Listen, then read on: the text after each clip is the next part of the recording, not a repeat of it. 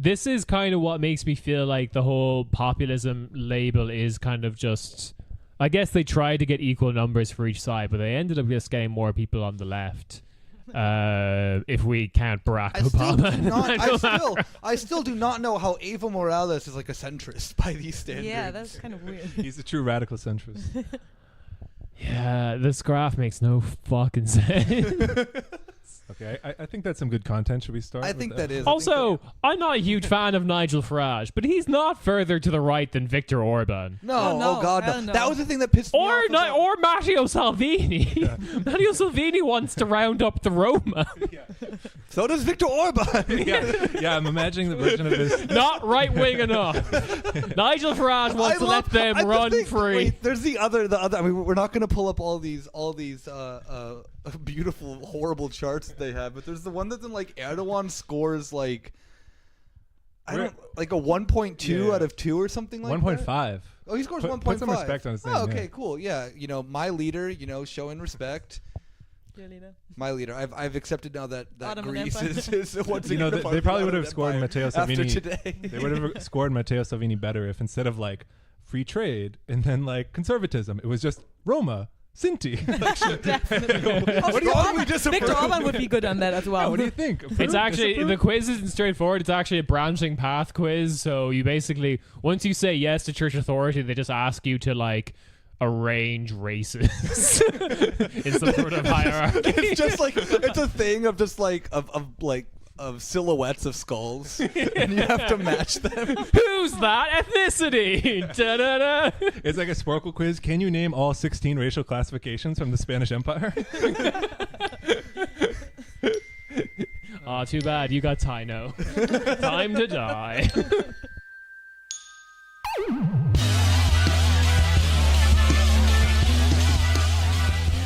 Hey, welcome to the Corner Späti. Finally, everyone is back from either vacation or being ousted because they're Irish. We have myself, Nick, with Yulia, Rob, and Ciarán. Woo! And today, we're going to be talking about this lovely, fun buzzword in Europe and the U.S. that is populism. And we all have a very strong opinion about it, as we already took a quiz, as you probably already heard. A BuzzFeed-esque quiz. Yeah, The Guardian is killing it, to say the least. They're killing all right. Yeah. I think there's some fucking news before we get into that bullshit, though, which is going to be fun and might be edited out. Breaking fucking news. A large portion of Dutch society is shit. That's Ciarán's hot take. I mean, I can rationalize this if anyone wants, or we can just leave that comment hanging. No, just leave it as is. Yeah, let the audience decipher what you mean by that. Can you explain to our listeners what happened in the Netherlands? Because maybe they don't know, and by the listeners, I mean me. That's right. And me too, but I just don't know because I don't care about what happens in that stupid country. Fucking, I never trusted the Dutch. Me neither. EU fucking wonk hours with Ciarán. Yeah, there was the provincial elections in the Netherlands, which is like local elections, except they're the people who elect the Senate. The Senate's not directly elected. It's all the local politicians who do it. Cool. And a new fucking right-wing party has just suddenly popped up out of nowhere because Geert Wilders wasn't man enough to kick out all the Muslims, apparently. So a new party has arisen called Forum for Democracy. I fucking knew that he was pussy. Like, I called it. Geert Wilders has been fucking spiraling in terms of like popularity in his own circles, because like the last big thing I heard from him was that he had a Muhammad drawing competition. As one does. Because that's how you agitate in the modern political world, is you do a joke from like a 2006-esque episode of South Park, but in politics. And then like he got the ultimate betrayal when like the second most powerful man in his party converted to Islam. Seriously? Yeah. That's awesome. It's so good. He's not even of like an ethnic background that's like steeped in Islamic culture. He's like just a white Dutch guy who converted to He Islam. informed himself so much about Islam that he kind of Yeah, he was like, actually, started to fuck, like this is good. Yeah, I don't know what happened there, but like, Geert Wilders has been on the down, and this new party has kind of taken its place called Forum for Democracy, which is led by a guy called Thierry Baudet. He is basically a Dutch Jordan Peterson. I mean, he knows theory, so. Yeah, basically. No, he's really proud of the fact that he has a PhD. That being said, it is super common for like politicians in Europe to fake their PhDs. Yeah, Yeah. pretty yeah, huge, dude. yeah, we Sebastian like to do Gorka. Yeah. He's called himself the leading intellectual in Dutch politics. But that's not hard to do. Also Sebastian Gorka. And the really terrifying thing about this, right, is he's now the second highest polling party in the Netherlands, which is what Geert Wilders' party was. But all those percentage points were lost by Geert Wilders. So what that essentially means is there were more shitty, racist, ethno-nationalist Dutch people who existed, but they just didn't like Geert Wilders. And now they have another outlet. So the ceiling of Geert Wilders' support was not the ceiling of all the racists in the Netherlands. There were more. So that's fun to have numbers for. Yeah, I like to imagine all these people who saw Geert Wilders and said, "Nah, that's too crazy." But then, Theory comes along and he's a PhD and like a YouTube dad, Yeah. and they're like, "Great, I can get behind this." Oh, also, he talks about cultural Marxism all the fucking time, which is great that that's happening on a national level. He's also, I think he's still friends with Milo Yiannopoulos. Who is still friends? Theory Baudet? How? I don't know. How would you reach him? He's banned on all social media. Like, what does he contact him on on? Instagram, he's not. Is he still on Instagram? I think he's still on Instagram, Yes. and what I've recently been seeing is that he's been auctioning off like very weird things to pay for his fees, like his lawyer fees and shit. Yeah. So you can bid on a private dinner with Milo Yiannopoulos, and you can also then have him party with you afterwards if he likes sounds you. dangerous. So the party isn't even Patreon guaranteed. goals. Patreon goals. Yeah, so the party isn't even guaranteed. It's only then if he likes you. So the thing that is guaranteed is you can get to have dinner with him. Yeah. So we're literally just going on a date with him. You're going on a date with him, exactly. And if you're lucky, you get to hang out with him, become BFFs, and free the world from cultural Marxism together with your best friend, your new best friend. I still like the thought that like he was banned from all these social medias, and then he was banned from PayPal for sending a Jewish woman $14.88. He found a way to use PayPal to be a shit person, which I find impressive on a certain level. Wait, Milo did that. Yeah. What a little bitch. No. When you're running out of money and you're just like, I'm still going to send money just so I can own the Jews. Oh, He God. just does that himself to like get off on it, right? Because there was that BuzzFeed expose where they talked to like one of his interns who he just like abused and like made him write everything, and his password for his email was like Kristallnacht or something. So like just him and his dumb interns will see it, but he's just, I imagine, just like chuckling to himself like, ha ha ha, successfully trolled them again with my with my own password. No, that's so good, because eventually at a certain point he'll get so desperate to own people he'll just reveal all his remaining passwords. Fuck, actually, someone just get his credit card number, because his PIN is definitely 1488. I know this is going a while back, but I wanted to make the joke that just like right wing, especially Europeans, just think like drawing Muhammad is either the funniest shit ever or just like a superpower that they have. Mm-hmm. Like I imagine if they think there's like an undercover FBI, they'll be like, how about you draw Muhammad or something? And then if they'll reveal themselves because they can't do it.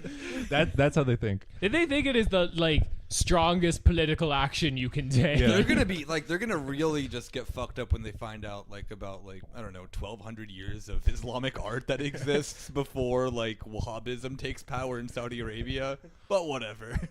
Okay, next item.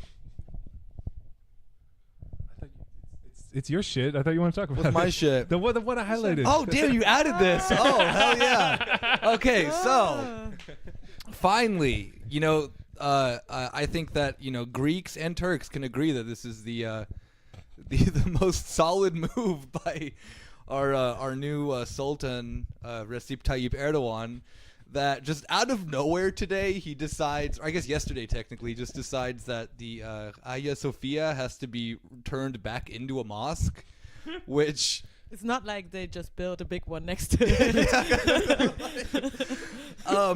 How do I start on this? Because this is like literally one that I need to watch what I say, because it can get very bad very quickly. I'm gonna get so sloppy on Twitter on your behalf. Don't worry. Oh hell yeah!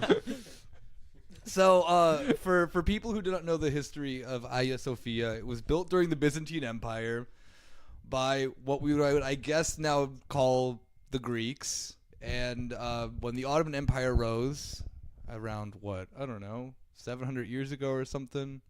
Yeah. The golden years. The golden years, yeah. By the way, it's in Istanbul. I have to, mention that first. If you are just completely dumb and have no idea about this big building that is in the middle of this fucking city. Yeah, so this has been a big talking point for about 500 years between Greeks and Turks. And it will never, of course, be solved, because you have just dipshits like Erdogan always having to one-up. Kind of like with the Macedonia thing, with the whole naming thing that, they're... And also super recent and super chill conflict between Greeks and someone else. Like back in the 70s, like Greece literally left NATO for like 2 weeks because Turkey invaded Cyprus, of course. Like we forget about that. Turkey still occupies half of Cyprus. And Greece was so pissed that they're like, yeah, we're fucking leaving NATO. And then they were like, wait, we kind of need this because, maybe not need it, but the government that was in power was more or less just like a CIA-backed dictatorship. So, yeah, history, fun shit. So, I'm really excited to see what the response from Golden Dawn is on this. Well, are there any valuable cultural targets in Greece that they'll just like also try to do something with? Erdogan's literally just said that he wants to just reoccupy Thrace. Yeah. I remember that press conference was so fucking baller. It was just Cyprus talking about trade and college students, and then everyone's like, what if we redrew the boundaries? What if I just own Thrace again? And like the thing that is really you can look at it as funny or as problematic and sad is that there is a fear among some Greeks, like I would say a legitimate fear of towns and cities that are close to Turkey, especially like Alexandropoli and Thessaloniki that are up in the north, that you'll kind of like run across these comments in German and English if you like read on the articles that these people who live there are like, yeah, like I'm not comfortable with this. Like I don't think that Turkey's gonna come and like invade us, but I am like the possibility of this happening, because I guess we have to look at this in the grand scheme too, is that Greece finds itself kind of like useless in the European Union. They don't think that in the EU or in NATO that anyone will really have their back, because Turkey is a much more important ally in trade and in military. And is in NATO. And is also in NATO too. And like you're forgetting the biggest reason, but the EU are all Islamists, so they love Turkey. Of course, Turkey. yeah, because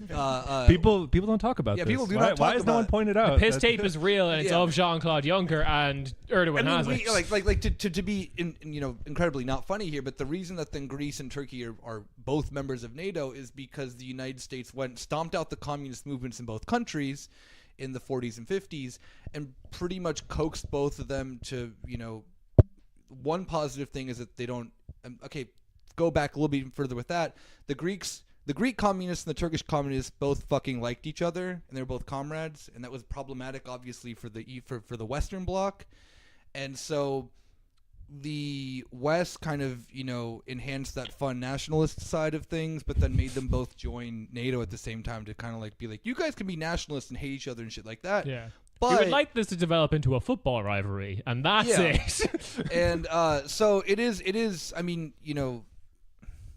this is just a really.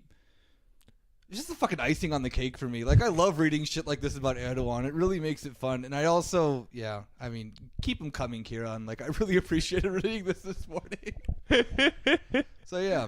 But I'm just gonna say it now. I am accepting Erdogan as my new leader. Yeah. Like, I'm going back to the borders of Greece in the 1600s. Yeah, That's just me personally. And I'm also going to one up and say that the EU probably just has enough money to give Erdogan like Moldova, which we will just rename Bessarabia for him, and it'll be fine. It's grand. Let's just give him Greece, a country that's invented democracy and has had democracy uninterrupted. Definitely that's the case. Don't look into the 70s. Or anything, whatever. Yeah. Well, I think that's a pretty good segue because we're talking about international solidarity among the people, and then kind of the state or like super state intervention and driving people against each other to talk about populism. Ah, yes. Hey. Yulia's here, by the way. Yeah. If you Yeah, didn't- hi. She was just kind of cruising on her phone the past 10 minutes while we were talking about Turkish-Greek relations. Not true. So, We might have solved the situation. Yeah. So before we dive into what the Guardian says populism is, what do we know about populism, folks? Yo, it fucking sucks. what That's can we all I tell know. the- Populism tell our listeners? sus. If it weren't for populism, Hillary Clinton and Emmanuel Macron would have gotten married by now and would have been leaders of NATO. She is about like his age type. Yeah. That's your concern. Macron likes them a certain That's age, your yes. concern.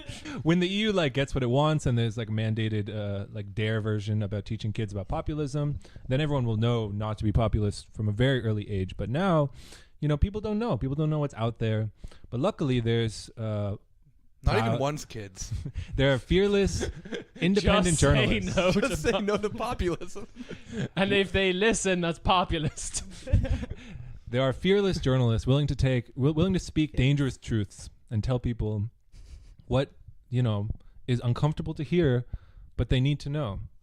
And I'm talking about The Guardian. Yeah, but I remember, I if mean, it the wasn't name for is already The Guardian. They just try to protect us. Yeah, thank goodness. I remember though this one time I was playing basketball out here, and this one kid kind of like calls me over. He's like, "Yo, hey, bro, like you want some of this fresh populism?" And I couldn't say no. So drifting into this, they did this series about populism, which we'll go into more detail. And a part of that, they got celebrities who are like celebrity politicians who are the victims of populism, right? Right? Oh, fuck off! Yeah. Holy shit! Yeah, No, yeah, no, yeah, no, yeah, no. yeah. The Black Book of Populism. Oh my god! Populism killed 2 million Ukrainians. Populism caused Oldham. Anyway, they got the victims of populism as their like flagship article writers, right? Which is okay, by their definition of populism, sure, Hillary Clinton lost an election to Donald Trump. I'll give them that. Matteo Renzi lost an election to fucking Five Star Movement and La Lega Nord, or La Lega as they're called now.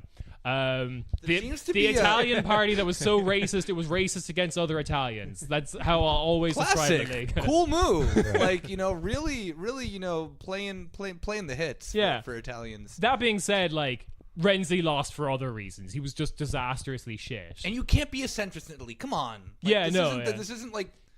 Have they ever had a centrist, like, stable leader? First off, has Italy ever had a stable government? Like, we have to first address that. Mussolini, bro. No, yeah, fucking. No, ends with him fucking like hanged in the middle. There of was some fucking good the years. line. Things were stable. We've always been at war with Ethiopia. But yeah, so fucking no. Renzi tried to be Macron back before anyone realized that like trying to be Macron was shit. Which is why I posit that we call Renzi macaroni because he's Italian Macron. But Tish. That's going to joke prison. Where was I going? Yeah, okay. But then the third person they have as the supposed victim of populism is Tony Blair. Yo, what?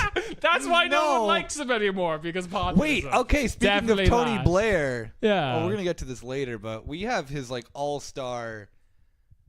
one of his all-star just heavy hitters when it comes to political science coming up later.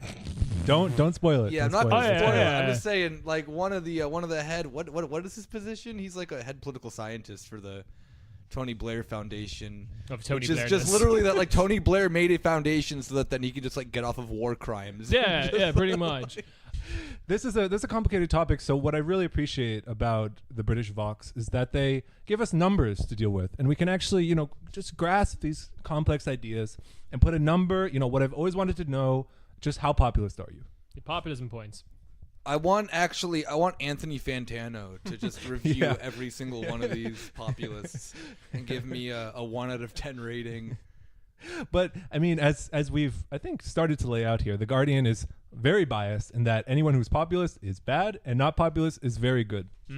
So just to take a Because gander, I want Tony Blair back into power. The only reason they fucking brought in Tony Blair is it's because it's a fucking anti-Corbyn dog whistle. It's like Tony Blair lost to populism. No, he didn't. He lost to fucking Tony from fucking Cameron. What are you talking about? we should say that Tony Blair has a 0.1, so it's 0 to 2. 2 is the most populist, and 0 is not populist at all. And Tony Blair actually has a 0.1. He's been acting a little naughty. The Queen is Angela Merkel with that pure 0, 10 out of 10, like a classic record. Yeah. I think this just has to go to the fact that. Oh, Yulia, you're gonna chime in. Finally, here we are. I have something for you, Leah. We're like Well, what no, 50 it was 50 just- minutes in, and you finally yeah, I'm opened sorry. your It was mouth. just Angela Merkel and it had a 0, and I just thought about like that is kind of the thing that Angela Merkel does is a 0, right? Well- A 0. Oh! It's a black 0. Oh yeah, shit. That is like the CDU's Yeah, I policy know. of the black 0 everywhere. 0 Yeah, in 0. populism, 0 when it comes to Verschuldung. like Debt. literally Debt. just fucking Debt. the Coke Zero of parties. Yeah. Which is The just most boring party in Europe, and I do not know how they win. the most boring flavor of Coke. Yeah. This is great because I don't know where it is in here, but you know who else got a 0 is Gerhard Schröder. What? No lie. Somewhere in the documents, the only other 0 that I found is Gerhard Schröder. So they're holding it down for the Germans. Damn, that is a horrible last like 25 years of I would German love if leadership. I would love if just in the papers it was like, and these are how the points were allocated. And lastly, we don't understand German, so zeros. They seem very stern and mad at the people, so they get 0s. Yeah, maybe I want to talk a little bit about the other end of the spectrum. We're just the big ballers go to, this is like, this is the fucking D League. The left side's the fucking D League. Like, no one wants to be over there. Here on the right, we were talking about basketball last week. Like, this is where the boys and girls and what I think is actually just guys come to play. We got, who should I start with? We'll start with Start from the bottom. with your boy and go up. Yeah. Okay. We started from the bottom. Starting from the middle. Now we're going to be at the top. With a 1.5. Wait, actually, before I do the 1.5, Viktor Orban has a 0.9, who is a literal blood and soil nationalist. The amount of time, look, it's really great when I listen to him. I listen to his speeches because You're fluent in Hungarian, obviously. like, just what- like how the Guardian can't speak German. Well, people don't know this, but when you know Irish, it's like a Rosetta Stone for all European languages. 'Cause Yes. it's, Oh, it's, badass. That's I've the skeleton been key of I've been language. watching Irish Actually, Hotep videos. That's what I learned. What is kind of funny that they couldn't rate on any Greek leaders because they couldn't find anyone that was speaking Greek fluently well enough to be on this Because they're panel just of scientists. because they're like as I said in the first Maybe episode. there was also no Greek person that wanted to be part of No, this. because like I said in the first episode, is that you have what's his name? I always forget his name, and I don't really Elias something, who is only famous as a member of Golden Dawn because he punched a woman on live television. And That's that how is you like- rise the ranks in Golden Dawn. It's like a gang. You got to do something to like get in. How many Yeah. women have you punched? Yeah, woman. so I don't think that they could have analyzed 4 speeches from him Because or from Nikolaos, through whatever his the hell his fist. last name is. Yeah, Let my fists to the top. yeah. You give me a 2.0. I'll Great punch you greekily. But okay, so just as a point of reference, Viktor Orban, who is a blood and soil nationalist, is a 0.9. But at least they did not disappoint. My leader, well, my soon-to-be leader, Recep Tayyip Erdogan, 1.5, respectful. Please clap. Now, this one was surprising to me because, as we stated earlier, he scored on the centrist sort of left-right spectrum, which I horribly disagree with because of what he presented the Pope with, which was a hammer and sickle in the shape of a crucifix. Yeah. Is Evo Morales, also with a 1.5. Also, I think respectful. Like, little clap, everyone. The Erdogan of the left. The Erdogan of the left, exactly. Wait, why is Erdogan's presidency only listed from 2014 to 2018, even though he is still the leader of Turkey? Well, Because he didn't hold any speeches lately. Yeah. No, He's too busy just fucking owning the Greeks. Doesn't need to. He's He trying to send it doesn't need to anymore. No, that's dumb because their system, they like break it up into time. So they've shown that Erdogan's gotten more. Yeah, see, he's gotten more populist over time. So from 2014 to 2018, he bumped up. He leveled up like a He Wait, was you're telling me? Wait, was hold holding up. the Firestone, and You're then telling he- me that a candidate who's literally a part of a party that's the extension of the Muslim Brotherhood became more populist over time when he gained more power. Erdogan digivolve into Neo-Ottoman. The numbers don't lie. Actually, Thank you. That was the dumbest thing I've ever said. Actually, that I was think they good. use terms. So as far as I know, they use like full terms, and so this is why. But in 2007, Turkey not populist at all. Those are facts. Damn, Never and then we need some Kurds to just fucking murk on 2014. Boom, skyrockets to the top. We got a king on our hands here. All right, so Erdogan 1.5. Now this guy, also been in the news lately. Respectful, very popular. very gotta- popular. Let's see how I got to populist jump in he and is. say this is. I was disappointed in the Guardian for this because this is recency bias. Like Evo Morales has been putting in that populist work. Erdogan too. Absolutely. And like the Guardian but they're just a little spooked by this newcomer. They think it's this big new thing. Yeah. Scores inflated. Yeah, they don't understand raw talent when they see it. Clearly, they're It's like everyone getting excited when Sonic was added to Super Smash Brothers, and then eventually we just realized he's too fast and hard to control, and he's not populist enough. Yeah, this is more like. And I honestly think that we have a case here, like with the next person, kind of like you're from Massachusetts, so you remember the hype of Daisuke Matsuzaka. Yeah. Okay, guy's supposed to come in and just be absolute go fucking beast mode. Unstoppable gyro ball. Yeah, fucking sucked. Horrible pitcher. Like I think he spent 3 years in the MLB. Like, not good. I don't know a lot about baseball, but I have a sneaking suspicion you're not talking about Maduro anymore. So we have our number 2 player here is Nicolas Maduro with a 1.6, and I don't know. Maduro's not. I mean, he's been in power since 2013. I don't see his policies being all that populist. I just simply see this the Guardian just trying to be like, hey, yeah, we don't like Venezuela. Like please, regime change now. And that's all I kind of get out of that. Yeah. Well, I mean, this is something I want to get into later, but this is.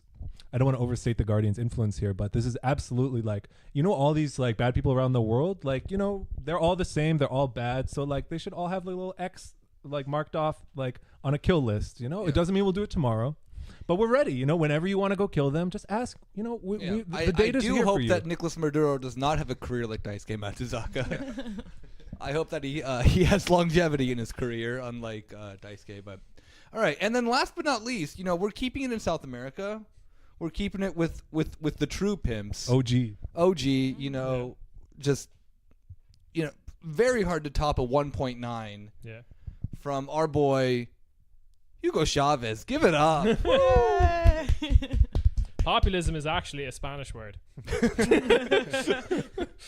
And again, I have to say the same thing with the last the last number that was given. It just seems like it is going for Venezuelan regime change. Yeah. Oh, definitely. But the way that I look at this list is that populism is cool and it's good, and I want more of it. I want to see who gets that coveted 2.0. So Anthony Fantano, wherever you are, where is that Death Grips album in equivalent to to populism.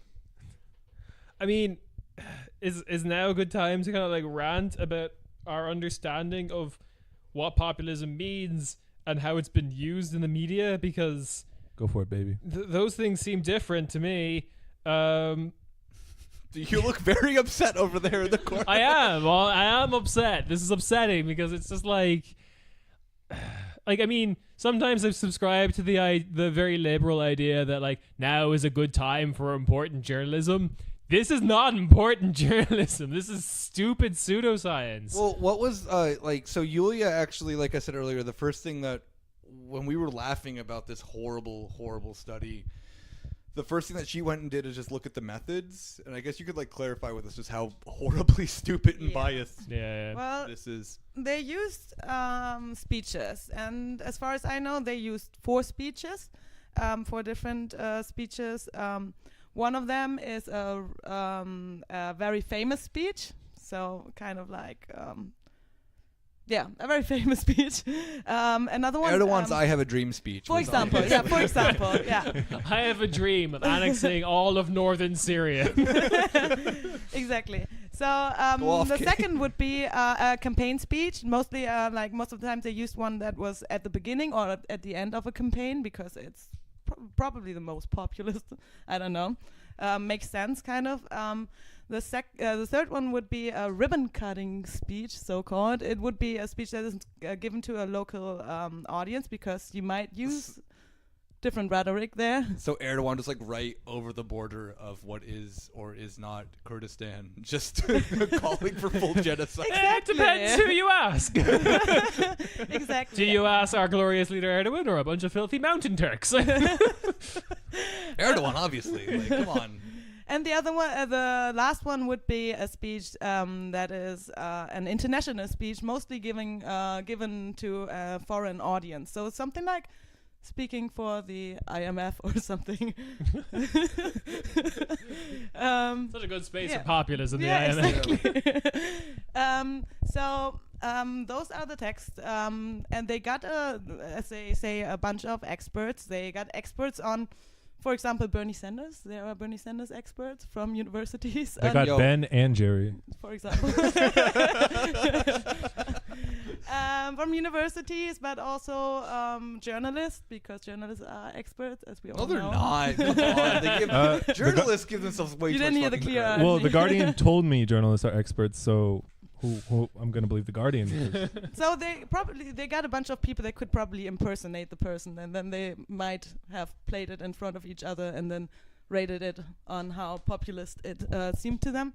But Wait, actually, was that's, Hillary Clinton not on this list I don't of how know. populist she was? She didn't have any Not, terms. not on the speeches, no.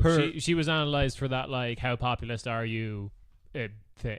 No, she wasn't. She wasn't. It was She wasn't Barack on there. Obama. Yeah. Yeah, Yeah. maybe they used Because just Hillary used Clinton, leaders now that I had think terms, about it, because actually. Obama was in that like left quadrant thing. Yeah, left non-populist. Yeah. Hillary Clinton would have been, depending on where you look at her, she would have been like Donald Trump level of populist. But the ones that are Like- on this political compass are actually only people that had terms. So they were analyzing. Ah, Oh, gotcha! sick. Burn! You dunked on. Damn. So, Take yeah. that, Hillary. Good. Back to the methods. They actually also used a holistic grading method. So that is something they would actually, what I just said, they would read the speeches and they would give kind of like the overall feeling they had with it. Or did it seem populist to you? I don't know. It felt kind of populist. This sounds like a bunch of like new wave hippies trying to like get together and decide like. We're trying new designer drugs. Do you feel more populist yet? Do you feel anything? No, I just want to chew my lip off.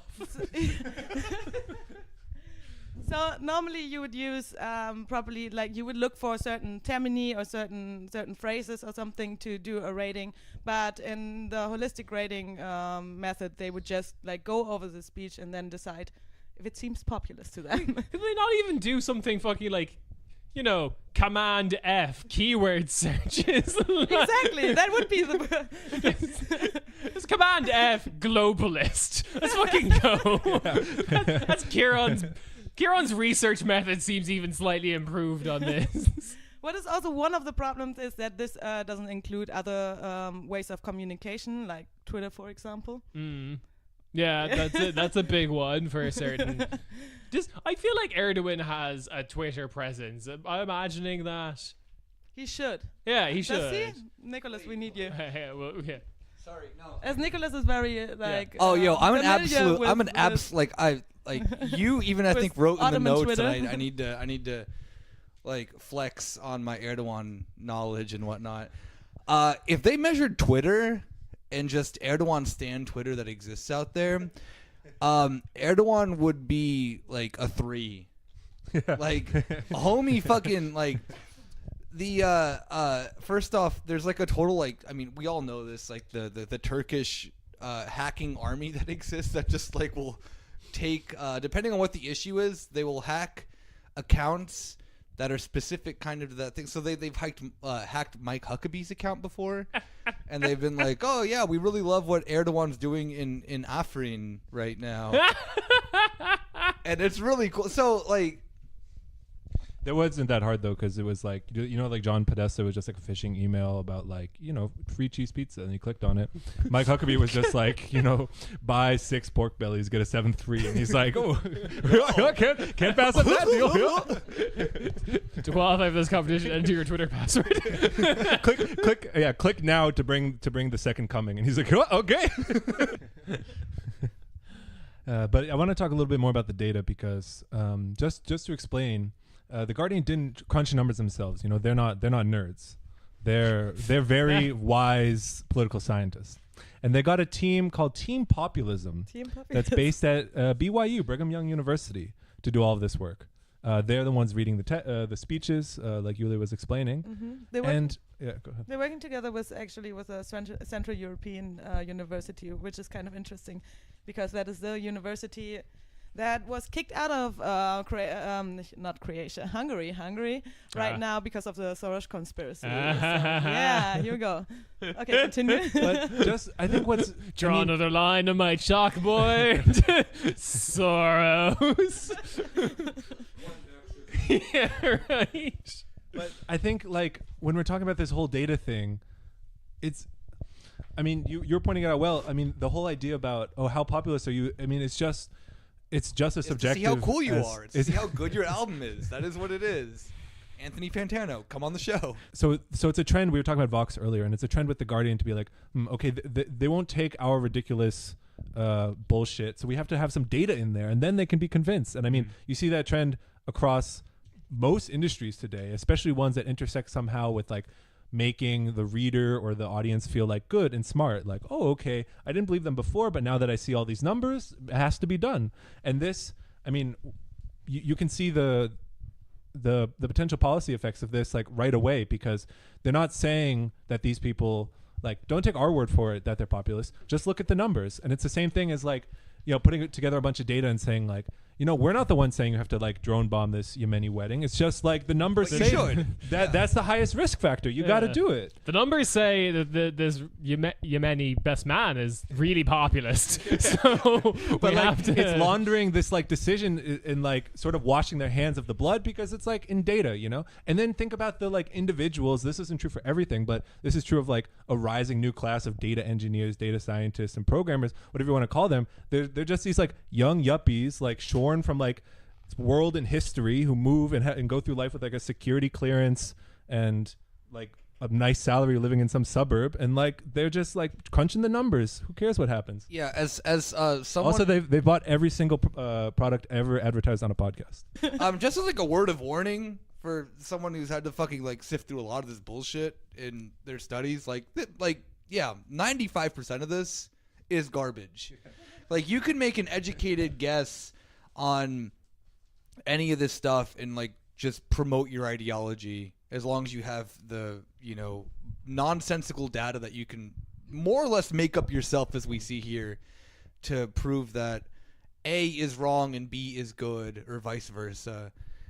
And you see this a lot in like, I would say ever since, at least in American American political discussion, since Clinton won, the steering of like political science programs, especially for like newcomers, is mostly done in the sense of analyzing everything this way. Like, this is a problem why she won, why Trump won. So how do we analyze this little blip in American history or American political history?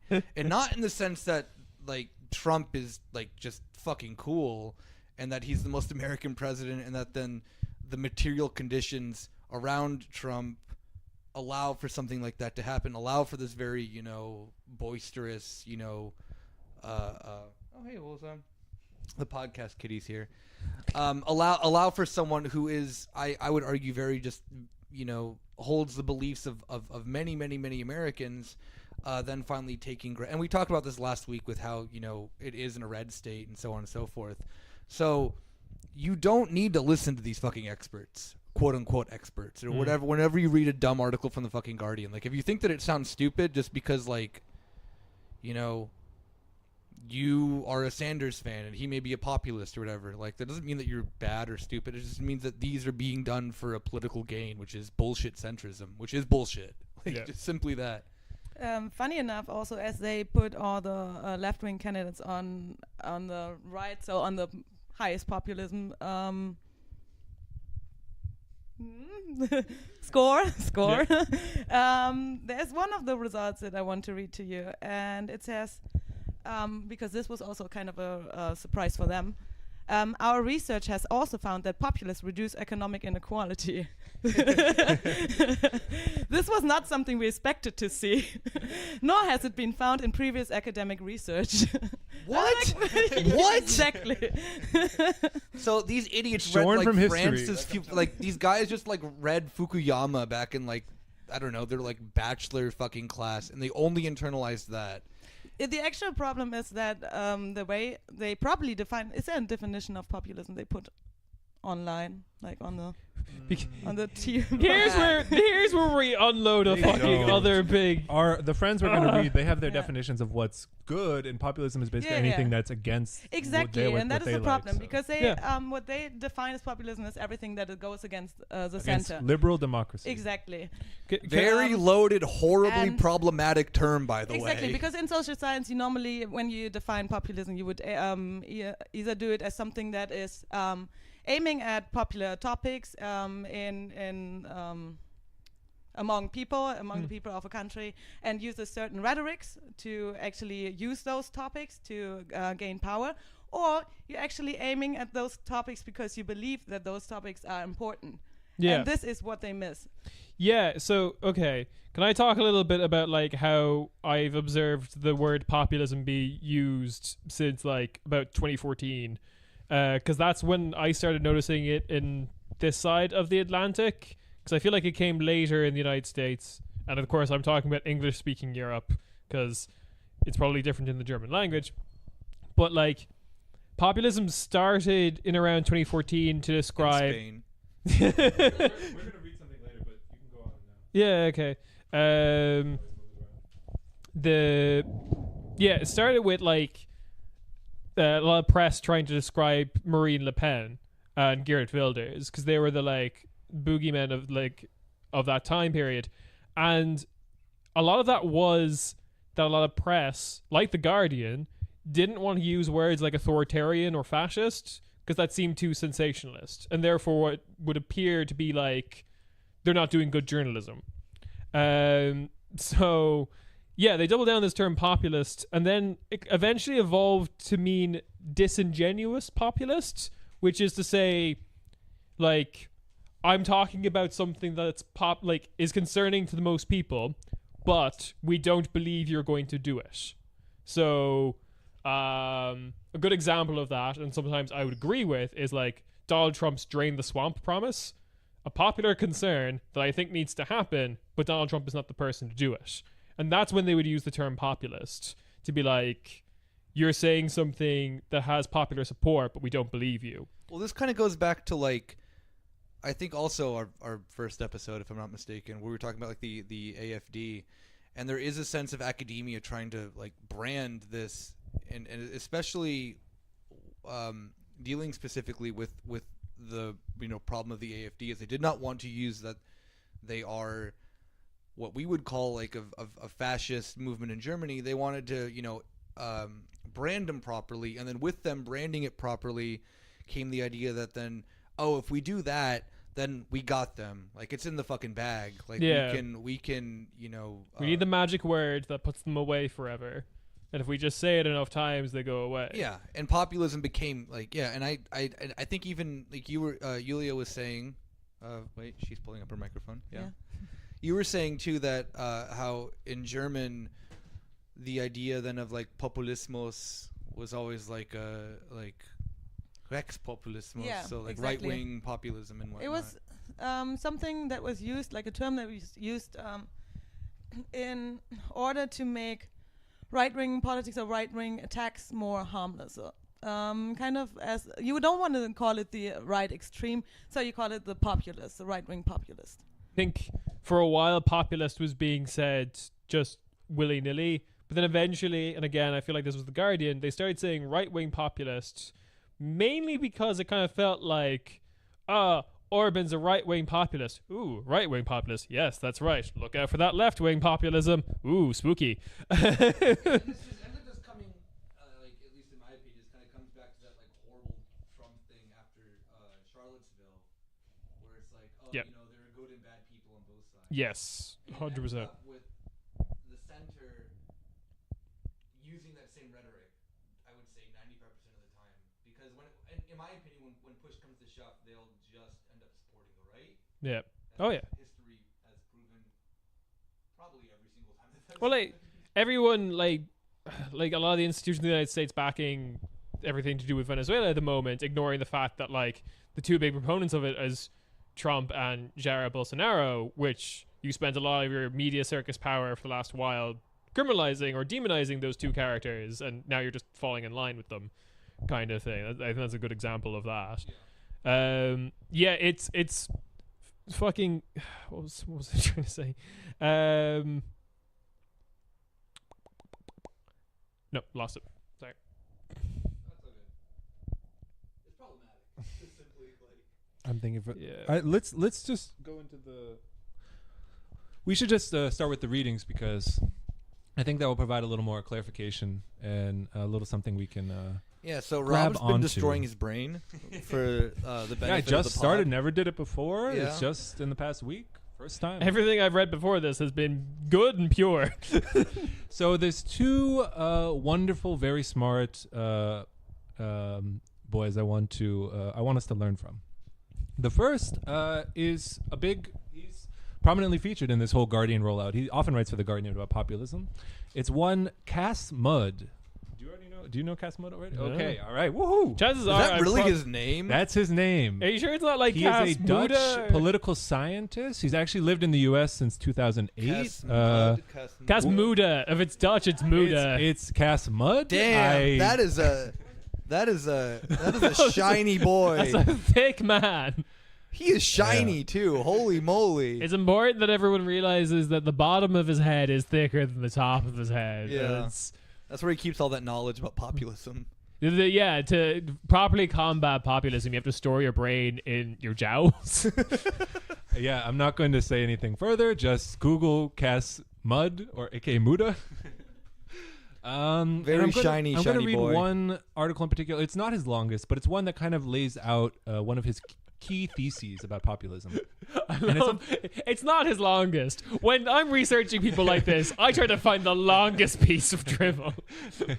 Wait, I forgot. Before we go into his actual writing, I want to start with a couple of his tweets because, like any good academic, these new pop explainers in chief, they love to tweet. They fucking love it. You have to have a Twitter presence. So we're just gonna take a look at his three of his recent tweets. We can cut this if it's not funny, but I like them.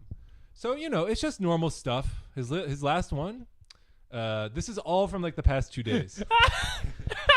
This is Brits have a better chance with Geller than May or Corbyn. I don't know who this guy is. He's No, holding up you don't know who spoons. this guy I is. just saw this. This is the first time I saw it. You don't know Yuri fucking Geller. He's better. Cass Mudd thinks he's better than May or Corbyn. Okay. Hang on. No, he's been in the news recently because, okay, Uri Geller is a famous magician. I want to state how famous he is. Kadabra from the original 150 Pokemon in Japanese is named after him. His Japanese name is literally Uri Geller. And Uri Geller tried to sue the Pokemon company Nintendo for stealing his likeness, which I love. He's just like, look at this anteater crab monster bending a spoon. That's clearly me. He's just pissed he wasn't Alakazam. But right? I think that went to Houdini. But Uri Geller was in the news recently because he was like, he did an open letter to Theresa May being like, if you don't stop Brexit, I'm going to use my psychic powers to convince me to push Brexit through or something. Kadabra. Yeah, to stop Brexit. That was it, yeah. Because he's like an anti-Brexit Tory voter.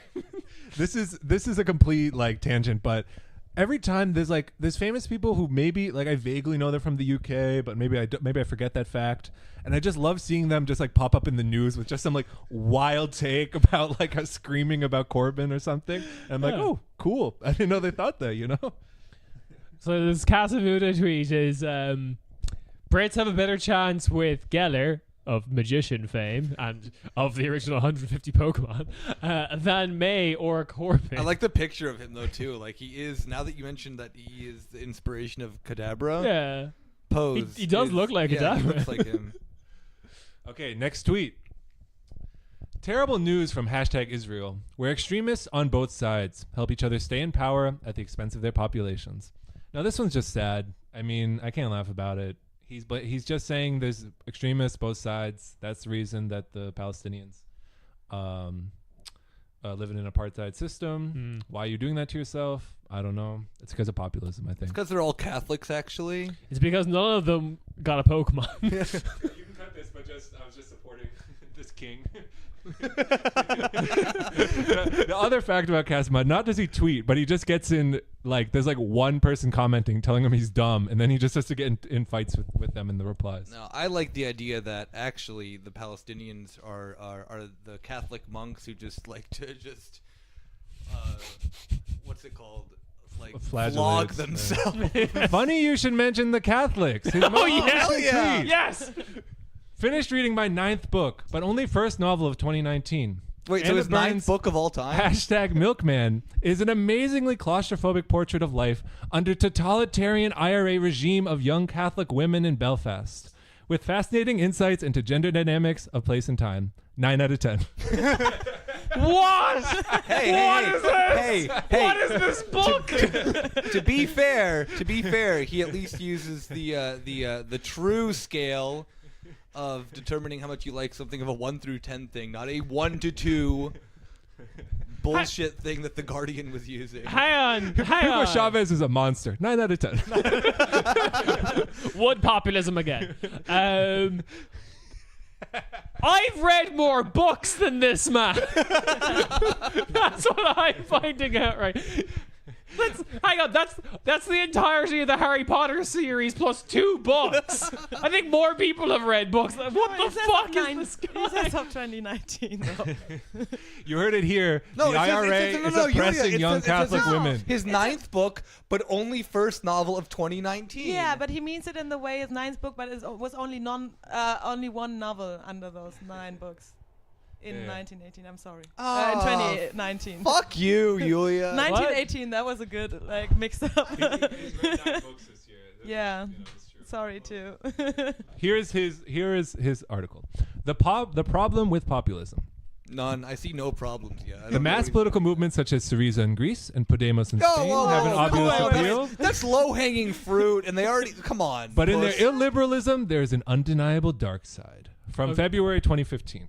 Okay. So again, straight off the bat, in a serious comment from Ciarán, it's very interesting. The Guardian article is like, we need some things about populism because of the Trump moment. Cool. Here's an article on Syriza and Podemos. It's like, what? Okay. All right. Sorry, we're going back.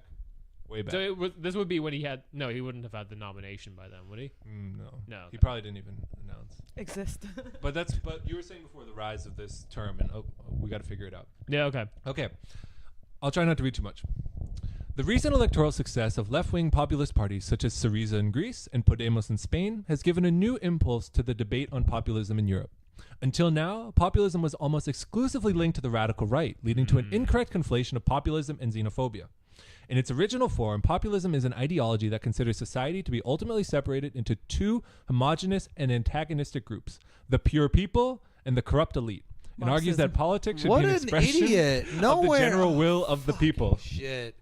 Pissing me Wait, off what? already. The general rule of the people? Keep this in Nowhere, mind. Actually, nowhere he's even actually in fighting like Marxism. yeah, nowhere even in like the most orthodox Marxism does it say that there's that the two breakdowns of classes are homogenous. Yeah, and that, exactly, Like that's the whole yeah. point. Why Marx argues against like a national identity thing, Yeah. because he acknowledges that there are differences amongst people in the working class, but it still benefits you to be part of this movement Yeah. than to be, a fucking bootlicking piece of shit. My favorite part of Das Kapital was the chapter where he's talking about the proletariat, and it's just the word pure over and over again. Exactly, the pure people. So pure. It's interesting how Orban got such a low rating here then. Yeah, Because I mean, that's purity actually is a big yeah, thing with yeah, him. the pure The Hungarians are not people. pure. I'm just gonna say The pure Hungarian people. I mean, the Habsburgs were right. probably there's also Mic some drop. neoliberal like stuff still linked to him. So Yeah, it just like it couldn't score always that high. it just boggles my mind how fucking stupid they are. Like we should make fun of them simply on how bad the beginning of their argumentations are. Okay, so here's what I want to say. So Rob is right. I missed this when populism was like being bandied around in Europe in 2014. I agree with him that a lot of the press was conflating the idea of populism with xenophobia. That's how a lot of lazy journalism was using the term. Yeah. And yeah, exactly. kudos to him for actually fucking bothering to define the term poorly. But that definition is definitely the basis of everything we've seen from The Guardian so far. Yeah, what I have to shout out Casmud for is he's not completely dumb. He's not as dumb as our next guest, Yasha Munk. Like, when you see him tweet, he's like, it's ridiculous how they're treating Ilhan Omar, which just shows my, like, standards, because I'm like, okay, he's not a complete psychopath. He's just really dumb about everything else. But keep this idea of the pure people in mind, because it's really the bedrock of his I know thesis. someone else who was constantly talking about the pure folk. Practically, this is just the end of the paragraph. Practically, Ended up kind of problematically, but whatever. populist politicians almost always combine it with other ideologies, such as nativism on the right and socialism on the left. So this is, it's whatever you mix it with. Like you got your Sprite, you mix it with promethazine, you mix it with activists. it's your personal choice. Nativism, socialism, it's up to you. Yo, you see the true me. When I'm populist, that's the real me. When you mix champagne and orange juice in your fancy, it's called a samosa. And when you're a pleb, it's called a Bucks Fizz. All right, I'm going to skip down a little bit. The main There's bad... that sexy picture of Jan So- Varoufakis on the side. Go back to that. Oh, daddy. So he talks about some of the good things of populism, that they bring important issues into the discussion, into the national conversation that the elites are ignoring. But then the bad. The main bad is that populism is a monist and moralist ideology which denies the existence of divisions of interests and opinions within, quote, the people, and rejects the legitimacy of political opponents. Skipping down a little bit more. Given the key distinction is between the pure people and the corrupt elite, any compromise would lead to a corruption of the people and is therefore rejected. This uncompromising stand leads to a polarized political culture in which non-populists turn into anti-populists. So you heard it here first. Anyone who is against the populists, the reason I'm criticizing the populists is because you made me do it. That's what Cass Mudd is saying. Yeah. I'm anti-pop. Populism tends to get ugly when it gets into power. If it has to share power with non-populists, the effects, positive or negative, but actually I'm going to skip this part. He's just talking about different populists, Silvio Berlusconi, blah, blah, blah. Ted Kaczynski in Poland. Totally normal governments. He does shout out, in most cases, when populists are stopped, they are successfully opposed by other parts of the political structure, often with help from outside influences, most notably the European Union. Or yeah, the that CIA. worked. Or the CIA. This is a recurring theme when we talk about liberal democracy. The democracy is the problem. The people are dumb and are doing things wrong. That's why you need checks and balances like the European Union and the CIA to bring things back into order. It's The European interesting. Union of the 60s. Yeah. However, the current situation in Hungary and Venezuela shows us what populism can do when it takes full control of a country. Oh, fuck off. Totally God. comparable situation. Yeah, wait, hold, definitely. like, come on. Oil-rich Hungary. This is like the Comparing Orban to centrists should Chavez. never be allowed to drop the V word, just straight up. Because they end up just sounding like the Venezuela? retarded. Yes, Venezuela. Because they don't, like, they pretend to be masters of politics and economics, but then the basic problem of Venezuela currently right now, whether it be then, you know, hyperinflation or the political problems or the economic problems, so on and so on and so forth, is primarily because of the outside influence in this fucking country that's not letting any form of you know, sovereignty happen in that fucking country. No, that's not fair. To be fair, the problem with Venezuela is the collapse of the Soviet Union and the Warsaw Pact countries that it was a proud member of. Exactly. Yeah, totally. I would like also kind of to be fair with that too. Like Cuba falls into that. Yeah, that genuinely falls That into is that argument. Okay, here's a more stupid abstract take. The real problem with Venezuela is this hasn't recovered for playing second fiddle in the Austro-Venezuelan Empire and since the collapse of that. The Austrians just never respected the Venezuelans. Guys, you can't blow your load because we're getting to Yasha Monk and it's going to be good. We just have to get through our cast mud first. Supported by impressive popular majorities in elections, populist leaders like Viktor Orban and Hugo Chavez have introduced new constitutions that significantly undermine the checks and balances of liberal democracy. Let me skip ahead. In short, populism is an illiberal democratic response to undemocratic liberalism. Let me repeat that. Wait, what? Wait, hang on. This is a word Do salad. this again. When not wrong. populism but is an illiberal democratic response to undemocratic liberalism. Yeah. So he says the best thing that you can have is liberal democracy. When the liberals get a little too I disagree, but undemocratic, then the democracy is too illiberal. And so that's why you need just the right mix. Checks and balances. So populism criticizes the exclusion of important issues from the political agenda by the elites and calls for their repoliticization. You know, that thing, only good thing you can do, which is call for a national conversation about something. But doing that comes at a price. Populism's black and white views and uncompromising stand leads to a polarized society, for which, of course, both sides share responsibility, and its majoritarian extremism denies legitimacy to opponents' views and weakens the rights of minorities. While left-wing populism is often Venezuela's less been doing that. exclusionary than right-wing populism, the main difference between them is not whether they exclude, but whom they exclude, which is largely determined by their accompanying ideology, e.g. nationalism or socialism. God, they can go fuck wow. themselves. This is the thing that- Promethazine or Right? activist.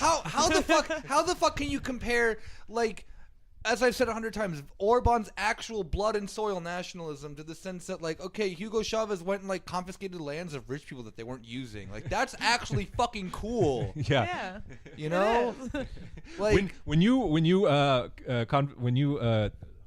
you take the land of all golf courses and turn it into housing, that's populism. That's bad. that's badass. That's what it is. And when your supporters set fire to a black man in Venezuela, that's good. That's liberal democracy just coming Yeah, right back. like, come on. Like, and that's the thing also, too, is they gloss over that the opposition is way more fascistic yeah. than the government. And, like, okay, 2006, 2007, when Chavez gets kicked out of power for, like, a month, the amount of people locked up was more than during when Chavez was in power. And then the West was like, this is fucking democracy. This is fucking badass.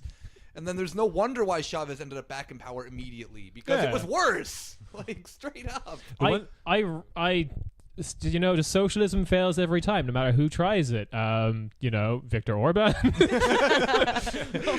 I mean, I think so. Like this whole pure people thing. Like, what's so dumb about it is I'm not going to call the people pure, but they're pure in the sense that they are the ones. They're not the ones who decided to bomb other countries, accumulate capital, and all this shit. The flattening of the elite. The way they talk about this, like mystification and like this idea of the elite, it like washes the hands that there's no like the system isn't bad. There's just like hardworking individuals like doing their best to like have this thing, liberal democracy, keep going. This like fragile experiment.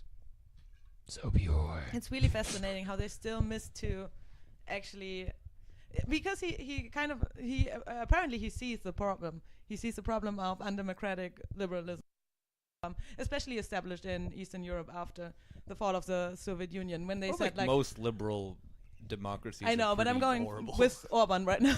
Yeah, Yeah, but okay. like Orban's trying to turn it into a brand, like the like a Yeah. liberal democracy thing. Yeah, Exactly. I mean, he himself calls it unliberal Yeah. democracy. Yeah, or illiberal democracy. And they kind of still miss the thing of like what happened in Eastern Europe after the fall of the Soviet Union. Nothing. And Good thing. Nothing. good thing. History All these good ended and it was fine. It was kind of like the one size fits all capitalism, fun times, neoliberalism. The, Invest in Western Poland. Everything is fine. exactly. And and people are not too happy about the outcomes of this. And I mean, he kind of notices that apparently, but he says, yeah, but there's not enough institutions. That is the new one. So we need one institution fits all. This is a new solution. Oh God, I'm not gonna. It's go not on more about- market, it's more institutions now. which are like intertwined. Yeah. Yeah. So what is? I mean, it's what the is- same guys. What does just Mr. Mudd have to say replacing- about that? Replacing one word with another. Yeah. Mr. Mudd replies, yawn. Yeah, I mean, part of the reason that they're so obsessed with the elites is that deep down they're like, the system is doing really well, everything is great, we just have to tweak a few small things, and you're just gonna come fuck it all up. Like we got it, okay? It's under control. Just calm down.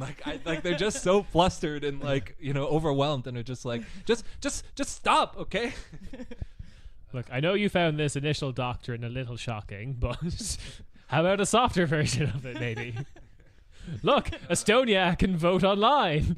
Ignore the fact that it's hemorrhaging people. I mean, and you guys talked about history. I mean, the word populism just serves to like obscure the fact of like neoliberalism in the past 40 years. It's like part of that whole, I mean, part of like the fact that that's the dominant ideology. You like can't address that as an ideology, so you have to come up with these things like populism instead. Liberalism was never really an ideology. That is the Yeah. problem. Yeah. No, that is a problem that sorry. people don't see. How that Yeah, like see Milton it. Friedman and Hillary Clinton can be both part of like the same academic tradition like makes no sense if you tell like a lame person. And I mean lame in What like, is the a lame biblical sense. Yeah, But- centrism is the only natural thing to do. or like The how other stuff is just extreme. yeah, whenever you see like Democrats in the U.S. just like being like Reagan wouldn't have done this that Trump's doing, and it's like she doesn't fucking matter. Like, come on. We have to, that was that's sort of like the entry level course. Now this is the more advanced stuff. Once you've learned from Cass, Yeah, once you've only read Francis Fukuyama over and over and over again, you can you've handle destroyed your brain. the high intellect of Yasha Monk. Mugang. I really can't stress this point too much. He is so dumb. And so I think the first thing to say is we are in an era of political change, and most of us haven't lived through that. For the last decades, we weren't in eras of political change in North America and Western Europe. Now, that doesn't mean that the bad guys always win. Sometimes the good guys win. Sometimes Macron wins. It's so dumb. That's actually the first point on these notes. My man is so dumb. I like how Rob writes his notes the way that he speaks too. Like that's really cool. That's populism, actually, Rob. Yeah, it's right. Good praxis. Yeah. We have a connection to him because he's from Germany. He has a lovely little I'm also German from accent, Germany. which we Julia's will. also from Germany, so she can be our in-house Yasha Monk star. Yeah. Mugang. He's from Bavaria, famous for their beer I'm not hall. from You can- Bavaria. Not to. We're gonna look at his tweets, but you can translate the one he writes in German to some SPD woman because she endorsed Corbyn and was like, Nice. "Dear ma'am, like, what do you like? This is a disgrace. This is why I left the SPD when I was like 14." Oh, wait. No, he left the SPD in 2016. He wrote like he sorry. wrote like a He letter joined to when he the was 14. editor, Yeah, he did. and He is like, nothing if not a letter to the I'm editor. more fair- surprised there's someone to in the be SPD fair- who supports Corbyn. Exactly. I was yeah. surprised. First That's a off, revelation for me. Second, the reason that he left the SPD is actually a good reason. Is because the Yeah, yeah. SPD didn't have an idea for like their refugee policy. And Yasha Monk, being the good centrist that he is, in 2014 or whatever it was, like in his big heart that he has, left the SPD because the SPD's dumb, which That's I a mean, good reason. That's a good reason. That's very. A lot of people in Germany did that. Yeah. But also, fun fact: the SPD, like a few months ago, was at their like lowest historical approval rating in modern history. Woo, and by yeah. modern history, I also mean when like Frederick Engels was also part of the party, it was lower than that. Yeah, So that's cool. and it's your fault. well. Like, you know, you should just take. You're being too fucking populist. Just support the SPD. It's your fault the AfD's taking over. You listener. Has he stated any like a current political allegiance? No, that's the thing, is that he's just kind of like a grifter He now. loves Macron, which we'll get into. All right. But like, surely, like, if he leaves the SPD for like migration issues, he's sure as shit not going to the FDP, right? No, exactly, and that's the thing, is that so what does he want? when Rob was researching him, and I, tried to dive into this hellhole that is the brain of Yasha Monk. That was the thing that I found so interesting, is that there was like a kernel of like, oh, okay, maybe he's good on like left-wing issues if I would have time traveled back to when he left the party. But then he just kind of became this TED Talk dipshit guy who then, like you said, loves Macron and all that other stuff. Well, even the thing, like, it's good. I mean, he rightly criticized the SPD over their like refugee policy, but he doesn't have an idea. They He's just didn't sort of have like, one, though, I will be either. nice to like hardworking refugees. That's his own, which is, I mean, good. He should do that, but that's all he has. There's nothing else there, you know. Yeah, which was like the opinion of like most of the German political class, to be fair, unless you were like Seehofer Yeah. or the AfD. There's a very statistically low chance that you are Seehofer listening to this podcast. I think it's like 1 in 89 million in this country, at least. All right. So now we're gonna get into his tweets. He's got a lot. I mean, some right off the bat, he's giving talks with Gary Kasparov, for example. Why would you waste your time?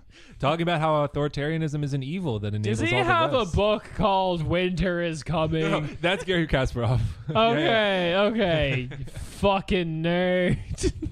Literally, Gary Kasparov is a nerd. You guys were wondering what he thought about the yellow vests, and I don't know if you know his style, but he gets a little snarky on Twitter. I don't know. You're gonna have to translate for us. I don't know if you've ever seen Monty Python. Yes. of Ooh, course. that is that's very current, and I'm very much about that. Yasha Monk, People's Front of Angry Judea meet the Judean People's Angry Front, and it's a quote tweet of the like fight between the far right and far left yellow vests. Yo, to be fair, like that is funny when you're talking about Trotskyists only. But Yeah, but not in the sense of a far right and a far left. I mean, and also to also be fair, we all saw this coming from like 1,000 miles away, that the Yellow Vests had a far right and a far left wing. Yeah, no, Yeah, everyone. I mean, yeah. It's almost as if it's the entire population of France, despite political ideology, is pissed. Yeah, exactly. And that's the thing. So when I was talking to my mom about when the Yellow Vest protests were happening, she was so stoked, and I was stoked too. And then I was like, wait. There's something wrong. I'm like, wait, yeah, this is gonna like, I know where this is going. So I had a lot of long-winded conversations with my mom about like, yeah, like we could both recognize the problems,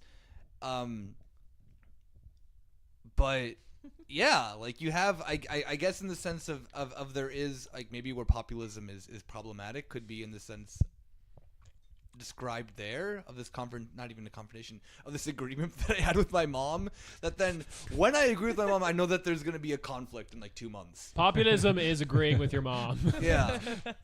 The thing with all this, I mean, he has a powerful combination of just, like I said, the absolute most banal centrist bullshit, and then posting stuff like extremely outdated jokes, like so Monty much this. Python.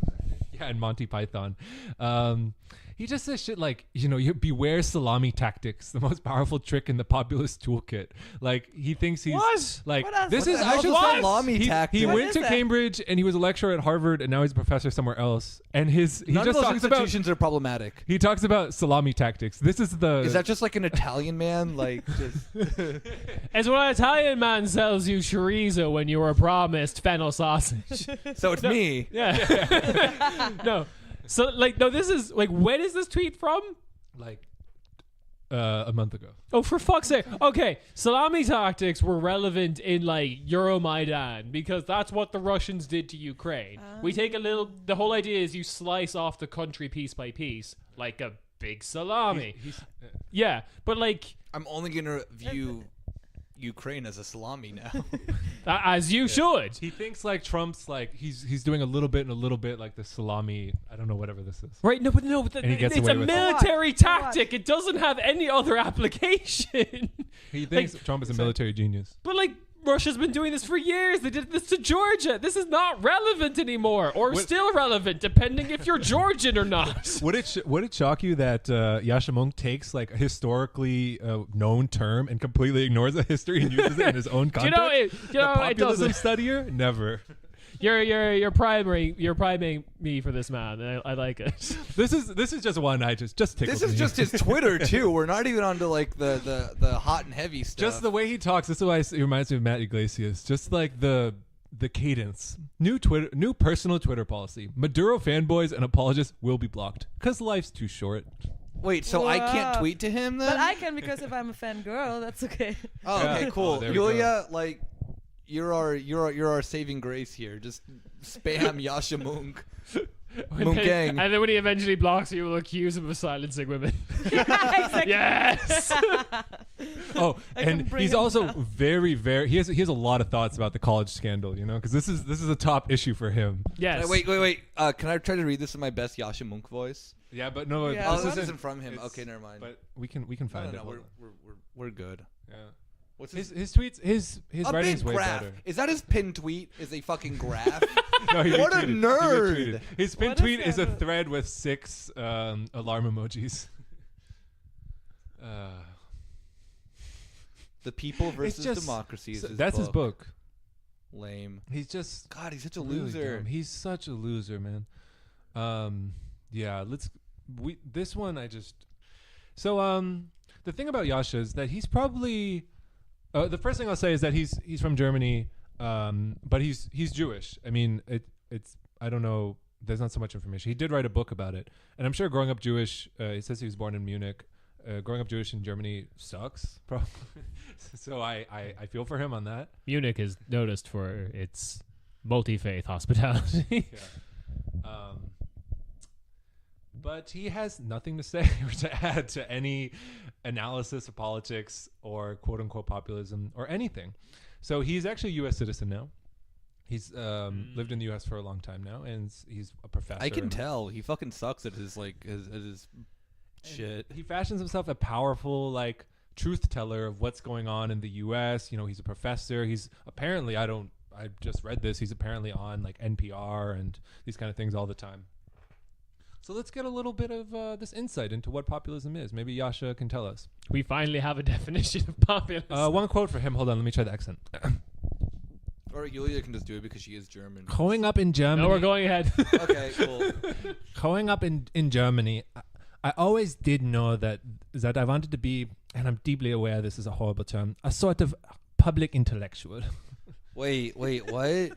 Oh, That's a role. That's a no. wait. So you're telling me that then he, as a person born in Germany who grew up in this country, did not want to be the thing that then Germans just like jack off on all the time, are intellectuals. So hang on. Because I mentioned fucking Thierry Baudet earlier from the Netherlands and said how he considers himself like the Netherlands' leading public intellectual.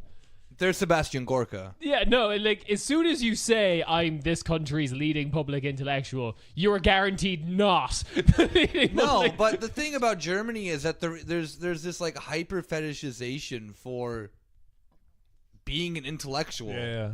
So that's not something like that's like the goal of most people who end up doing their like master's degrees in this country is like, oh, I want to be X dipshit who ends up on fucking Tagesschau every other day to talk about the same topic. Yeah. So let's dive into this article. So it's actually a pretty good summary of him and a quote unquote takedown. It's written by Sam Adler-Bell in the outline. So we're gonna quote from that because that's where we're getting the Monk quotes and then also this little analysis in between the origin story. But unlike this is from Sam Adler-Bell. But unlike similarly pedigreed scholars, Monk hasn't spent the past few years toiling in academic obscurity and churning out peer-reviewed monographs. He's just spent his whole time in like the top institutions doing nothing. Giving TED Talks. Giving TED Does he do Talks. that? Yeah, he does. Let's say specifically what we mean by nothing. Since December 2016, he has written a weekly column for Slate called The Good Fight. Literally, which any centrist dipshit can fucking do a thing about. And he hosts a podcast by the same name. Ditto. In 2018, he had bylines in the New York Times, the New Yorker, Politico, and the Atlantic.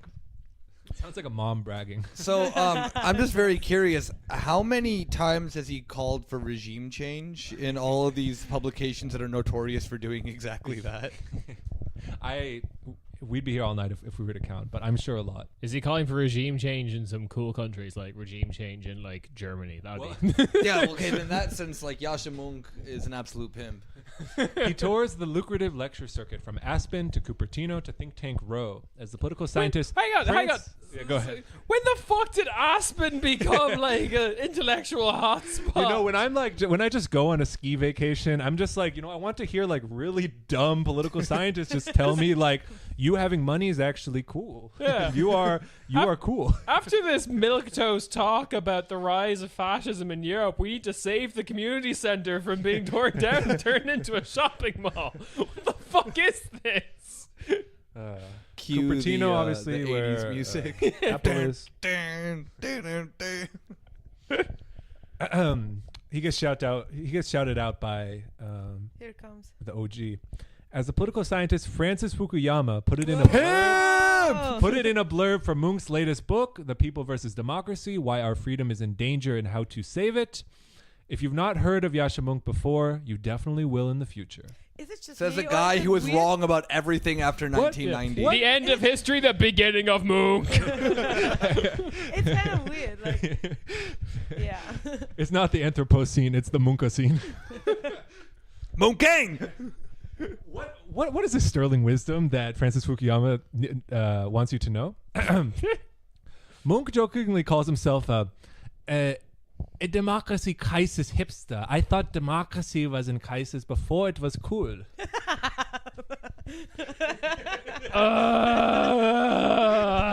This is so much Vin.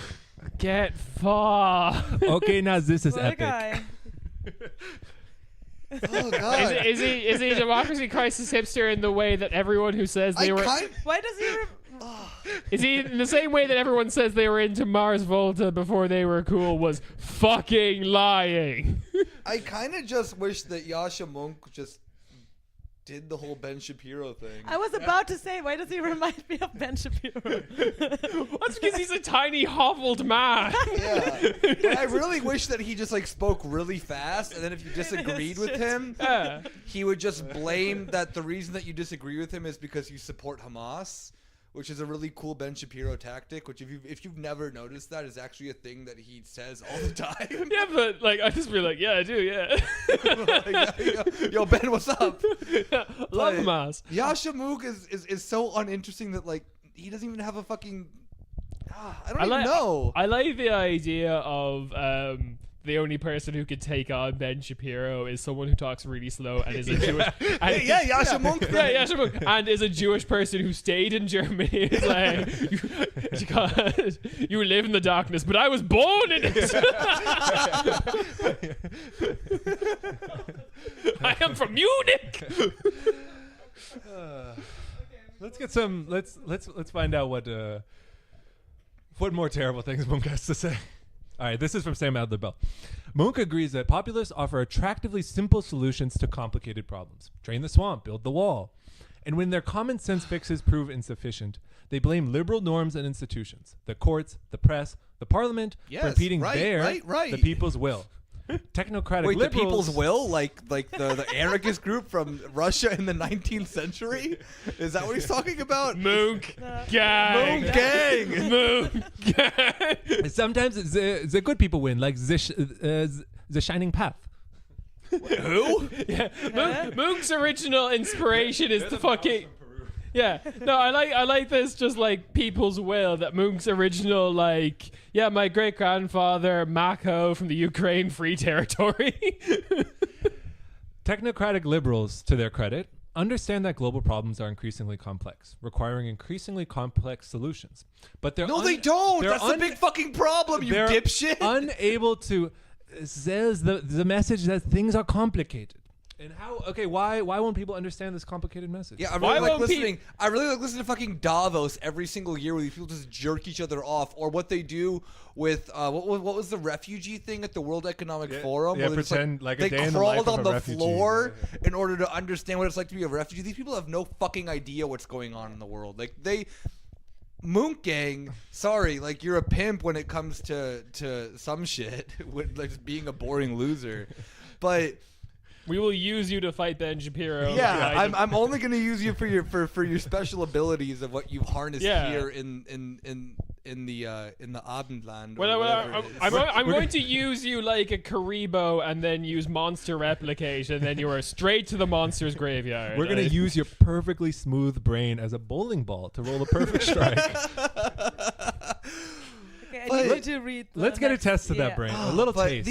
this is the Okay. idea that like technocrats are the ones that understand Oh things. yeah, which is- definitely. Oh yeah. God, This fuck is exactly, him. This is exactly the problem that Yeah, people have. even our cat with ran into liberal the room democracy. to defend our opinion on this. Good job. Ahem. That was, This is all right. So now I'm quoting from another article from him. We'll put both in the show notes. This is from the Hedgehog Review that goes more in depth into his book and pulls out some tasty quotes like this Just one. beautiful. The Hedgehog Review. Yeah, it's. I didn't. I was. Is also- it like a libertarian website? oh shit. Hedgehogs are cool. No, it's a. What's it called? Sonic fan site. Not magazine. What's the word? Journal from the University of Virginia. Oh, okay. Known for their hedgehogs. Yeah. Known for. I was about to say it sounds like a college paper, but Yeah. Okay, fair But I enough. think it's professors or whatever. Anyway, the point is this choice quotes like this one. Today's citizens may not be invested in the outcomes of debates on public policy as they are on who gets voted out of the Big Brother house. Whoa. Is Big Brother on the air? He's calling himself a hipster and watching Big Brother. I don't know. How this disqualifies him from commenting on what's going on in the world now. he's I think he It's disqualified. probably This is still a on time the air in capsule. some country. Let's get his take on the 2016 election in the U.S. on Donald Trump. I don't want to hear this, Rob. You've destroyed your brain for enough the first time in collectively. history.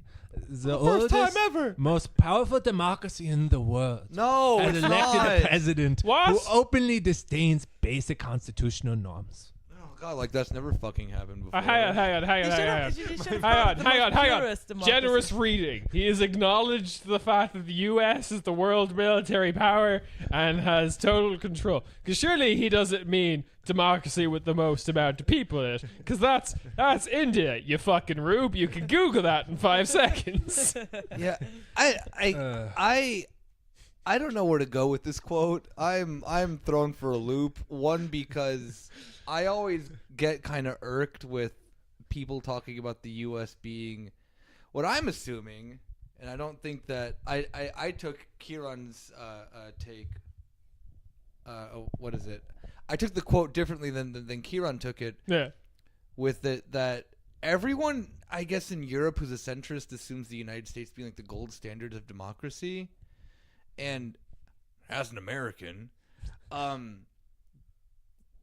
that always really personally bugged me because it's a system that is just like Byzantine in its structure. Yeah, And it always gets ranked of like when it comes to like democracy ratings, it's like, oh, okay, yeah, this is like what we're gonna compare everything to, and you're comparing it to like I don't know, like if you were to compare operating systems today with like Windows 95 or something like that, like it is not a good democratic system at all. No. Like I think every European democratic system is far better than the United States is. Well, this is an interesting thing because, like, yeah, that's probably what he meant by the comment, but that's like a comment that he's making to an American audience. Yeah, which is Because- just to jerk them off. Yeah, it's to jerk them off because the actual opinion of Europeans is their system Y'all are is, dumb. Yeah, their system is shit, but they have nukes. So what are we gonna do? Yeah, no, nothing.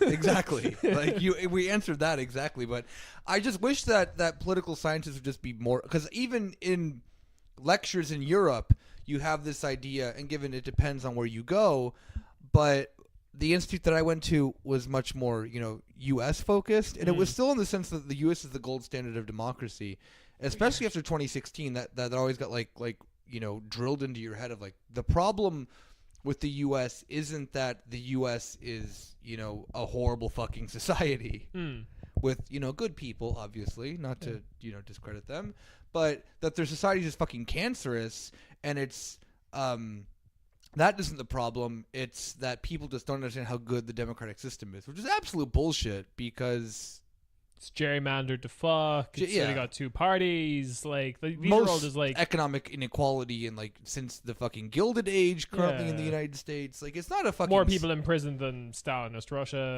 Yeah. Pimp moves. But they'll all look at that and you either have to completely ignore it or you have to then admit that is what you want as democracy, which in my opinion is bullshit. So, Moongang, not impressed. Yeah. We know you can be better, Moongang. Yeah. Go back to your Leninist self. Yeah, let's get a little taste of what he prescribes in this dire situation. Oh, I'm so curious. Prescriptive maybe who politics. he looks up to. Yay.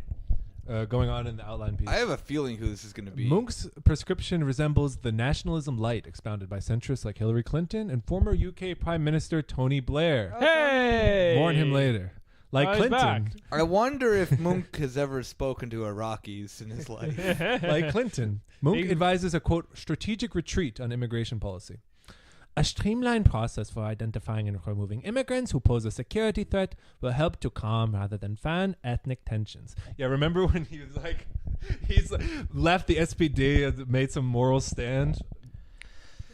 Drivel. This is not good, Moongang. Come on. Do better. Yeah, Do better.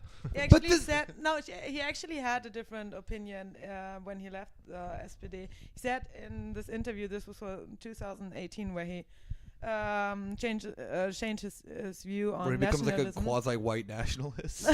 He changed his view on nationalism, and this is from 2018, where he finally, became Admits that Germany is the purest country in Europe. Well, no, like, this sounds like he's having the like moment that a lot of Irish Americans had, where he like, I'm bringing it back to this. Good. Yeah, where like, okay, Jewish person in Germany, all my sympathy. But then he moves to America. It's like, oh, we're white here. Yeah. This changes things. Now my whole outlook is different. Hey. Yasha Munk, March 2nd. This wins the internet today. Can I have cheeseburger? Another thing that they all fucking do is they care about opinion polls like this Nate Silver shit so fucking much. And Nate Silver did the one right thing because literally everybody else in 2012 was like talking about we got Uncut the polls and like saying like, yeah, it says Romney's behind, but he's going to win anyway because I said so. And Nate Silver was like the one person who said like, yeah, if you like aggregate and like look at the trend, then this is probably what will happen. And he was right, and everyone was like, well, he's a genius. It's like this, like he just discovered fire or something. Like, we have to listen to him. And now, like since then, I mean, 2016, the polls and in Brexit and a lot of these things is like the polls are often wrong. And boo, no, incorrect take. Incorrect not take. to give Nate Silver like that much credit, but he like on his little 538 chart, he had Hillary with like a 66% chance of winning. Yeah. Versus like the other ones, which are like 99.999. I bet my life savings on it, which is just mindless. But then like okay, so but it's just gotten worse. Nate Silver is now just a dumb pundit because he's popular. He's like, fuck it, I'll just do Moongang shit. no, like no. Sometimes Nate is like hilariously correct, or like It's like, Nate. now you see Nate here. recently said that he thought Bernie would have won. Yeah, I mean, Which is like pissed off all of his audience, which was hilarious. but a lot of them is like. This is real Moongang. So Moongang is now just any dumb pundit shit that we're just gonna call it Moongang. But like, okay, so Ciarán's actual contentious point here: the Brexit polls were 100% correct. It's just that people do not know how to read polls. This has always been consistently the truth. Because like, even the fucking right wing was like. All those polls that said like, oh, the chance of Hillary winning was like 99.99%. All the right wing was just like, oh, you fuckers thought that Hillary was going to win with 99.99% of the vote. It's like, that's not what that fucking poll meant. But like, there's this one I can't even find it, but often he tweets like, now I these love new polls. these new poll numbers are very interesting. They say that only 25% of America would support the socialist. Therefore, America can't go socialist. The numbers are there. The populism is ignoring the data. The data is there. Yeah. Fuck. Okay. So there is like. I have a bit. Hold on. Oh, okay. There is like shit lib does not understand how like polling works, which is they just take the latest poll and run with it regardless of what it says, rather than looking like they don't know what a margin of error is.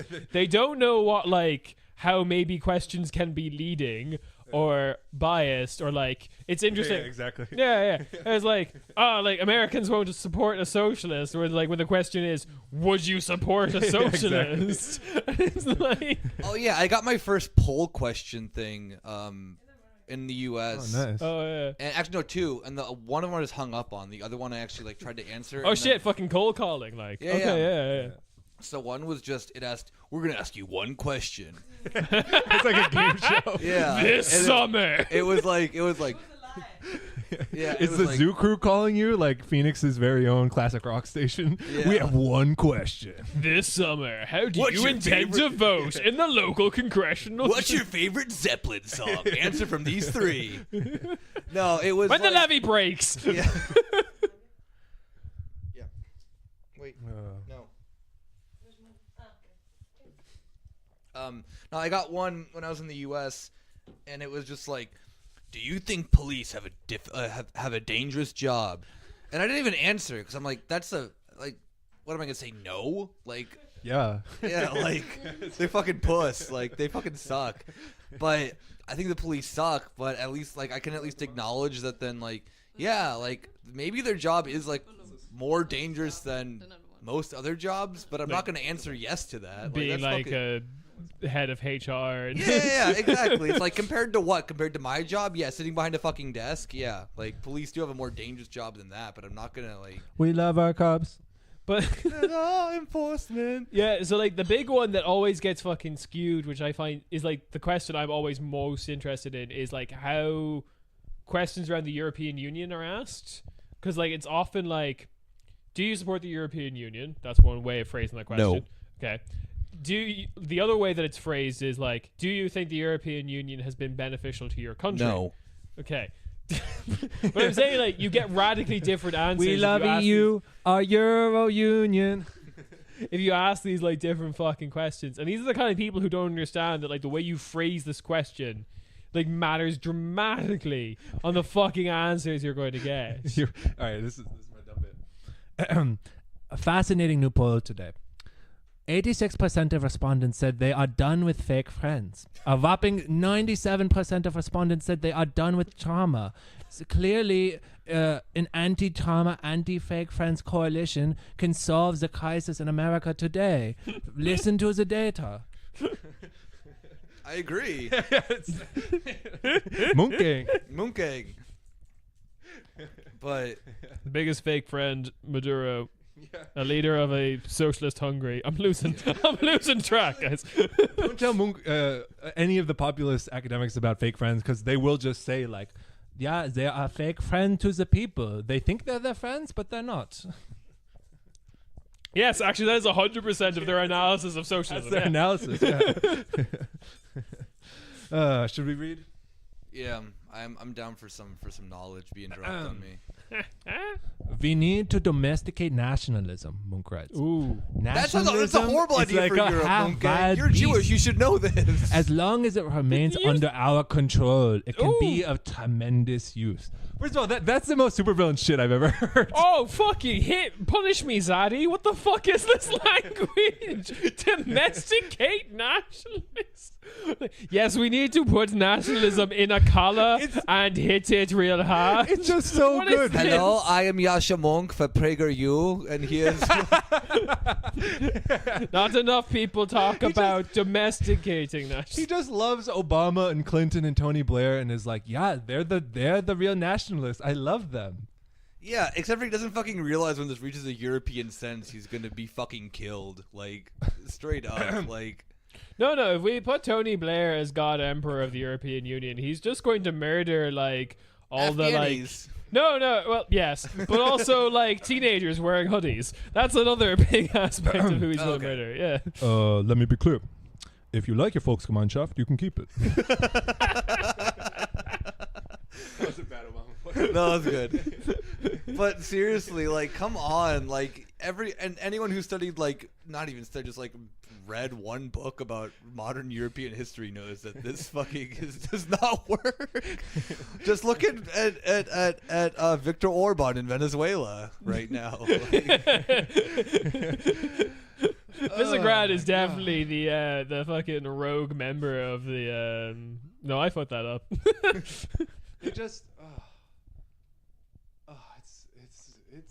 It's Give bleak. us more It's quotes. bleak, man. Give us more quotes. More Moon Gang. More Moon Gang. These are the vines. Well, okay, first I should say Munch cites Barack Obama and French President Emmanuel Macron Successful president. as exemplars of this, quote, inclusive nationalism. 99% approval rating. Don't look at the polls. Everyone loves. They dance in the street Yeah, to celebrate Emmanuel In Macron. yellow vests for some reason. See, when you The color of his party. when you uncock the polls, Emmanuel Macron, the French people, they love Macron. He is bringing the jobs back. Is he? Okay, now That was a real quote for a second. Oh, okay, right. okay, Sorry. this is like peak Munch gang mindset. You ready? All right. True victory would be that the Republican Party would transform itself, It already did. perform itself, It did. and that when we run elections in 2024 and 2028, Oh, it will. they are between a center left with a real vision about how to improve people's lives and a center right that accepts all Americans as equal citizens and that it abstains from racial dog whistles. Do you know what's really great about politics is when none of the parties have any material differences between each other, and we all just enter into fucking sham Maoist elections. Long live Mukang. This is the dumbest shit I've ever heard. This reminds me of that podcast you sent me, Ciarán, that I was getting so pissed off about because all these people, these Remainers were like, what about the center right? How do we build the center right again? Oh my God. Okay, the center doesn't They're exist. The Yeah. first Already half of messed that up. podcast was good. Jesus fucking Christ. What? They don't want to change anything. I joked about it before that, like, yeah, they think we're so close, and if you would just give us a little time, everything will be perfect. They love the system. They're elites. They just love that, like, you know, Meghan McCain goes on TV and just, like, cries. They're those elites that you have to listen to. You're just stuck with it. Chelsea Clinton, Meghan McCain, the fucking smegma of empire that you're just stuck with. They're just there. You can't get rid of them. Pure smegma. The purest smegma tears. Yeah, I'm just saying words that have damn it. happened. And their idea, like, they don't even understand populism, because what do they think populism is? They think it's when, like, Robert Mercer gives Steve Bannon $1 million to buy a castle so 15 incels can plot how to reconquer Estonia. Like, they can't even, they don't understand Cool the move. world. Yeah, I look forward to this new Estonian caliphate. yeah, I mean, shout out the Teutonic Knights. The OG Caliphate. The Mongols did nothing wrong. Like, what we were talking about kind of like with last week when people are so confused about, like, how is the Republican Party the way that they are today? And I always have to kind of go back as, like, have you not listened to Rush Limbaugh ever in the last, like, what, 30,000 years that he's been on the fucking air? It's really They're- funny. It's really funny because I was listening to this talk about a guy who was basically saying that Trump was kind of like a very inept politician because he hasn't really accomplished anything. Like, Jobs are coming back. yeah, but like, We love them. but he's like, he was Guys, talking about how he was talking about Folks, Yasha Monk, he's this great guy. He's getting more and more recognition. You know, he's really brilliant. You know, European, Jewish, very smart. You know, he understands us. He understands us. Nationalism, it's good. but like, it's a very interesting thing where all he had to do to point out that, like, because this guy was talking about how everyone thinks that, like, oh, Trump is this weird aberration in the Republican Party. He was like, all right. And then he just lists off the previous Republican presidents. Or he's just like, all right, Ronald Reagan, George Bush the First, George W. Bush, Trump. That trajectory is pretty fucking clear. Like, Oh, God. There is no center right. And the center right in the U.S. are Democrats. Come Yeah, on, yeah. gang. there is a very clear and strong center right in the United States, and that is the Democrats. Yeah, exactly. Oh my god. That's what they want. They want their little Tea Party forever. They want the center right. to have a real vision. They want the center left to have a real vision. They want the media to negotiate, and that's why the fucking media has to be the linchpin of this whole populist critique, is because the media sees himself as the proud fourth estate telling these important truths and, like, you know, speaking truth to power, when really all they do is fucking bowl over themselves to get the interview so that Donald Trump can, like, spit on them while he's just screaming about something, and that they can be the special one to tell that fucking child, what's his name, Philip Umtor, that he's like a very impressive, handsome young boy. That's it. That's all the media does. Oh, Not to mention that the U.S. media system is horrible and whatever, but what is him going just balls deep into political correctness and identity politics? What I mean, this here? is just a little cherry on top. Good. He also, this is again from the outline, he condemns political correctness and identity politics as losing propositions, and lamenting that that American undergraduates are taught disdain for our inherited political institutions. Good, but that's not what they're taught. They're taught, folks. It's not what they're taught. It's what a lot of them are arriving to the conclusion of. I wonder why that's happening. Jesus Christ. Of course this guy's going after identity politics. He's just a shitty comedian now at this point. Sucks so bad. Come see me do comedy. I mean, okay. There's two main takeaways that I have from all this shit. The first is, and I don't want to even get like too lib on this, but like everything he's like, the Hedgehog Review article goes into it in some depth, like, he's not this whole idea hung up on of liberal Hedgehog Review. Like, that's a I should stop. How does it not just review the newest Sonic games? I'm so upset by lovely this. little hedgehog.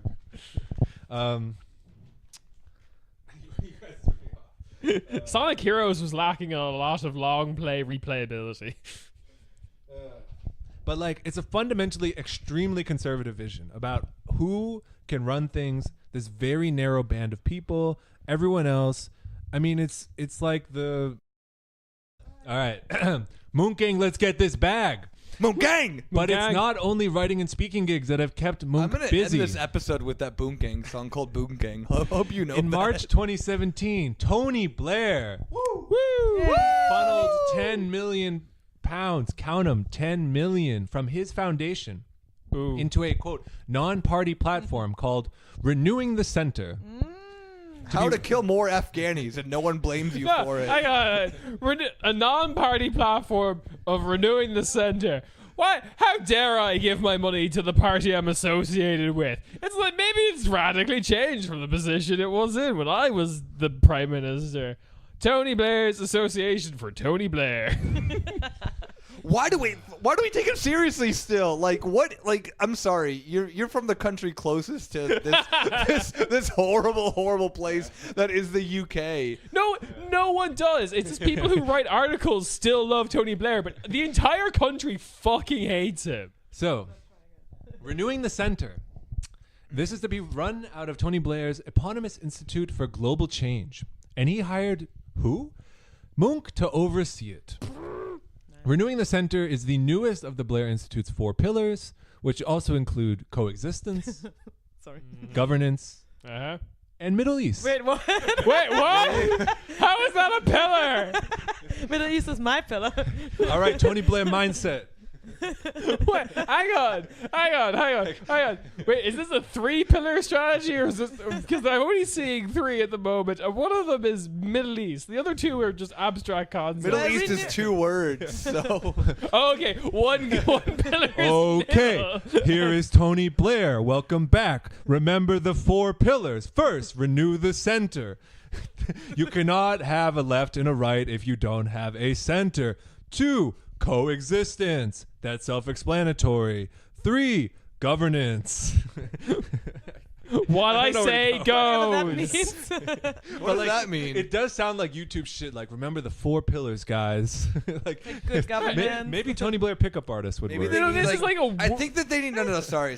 Back to the idea that then Islamism is destroying Europe. They need 5 pillars.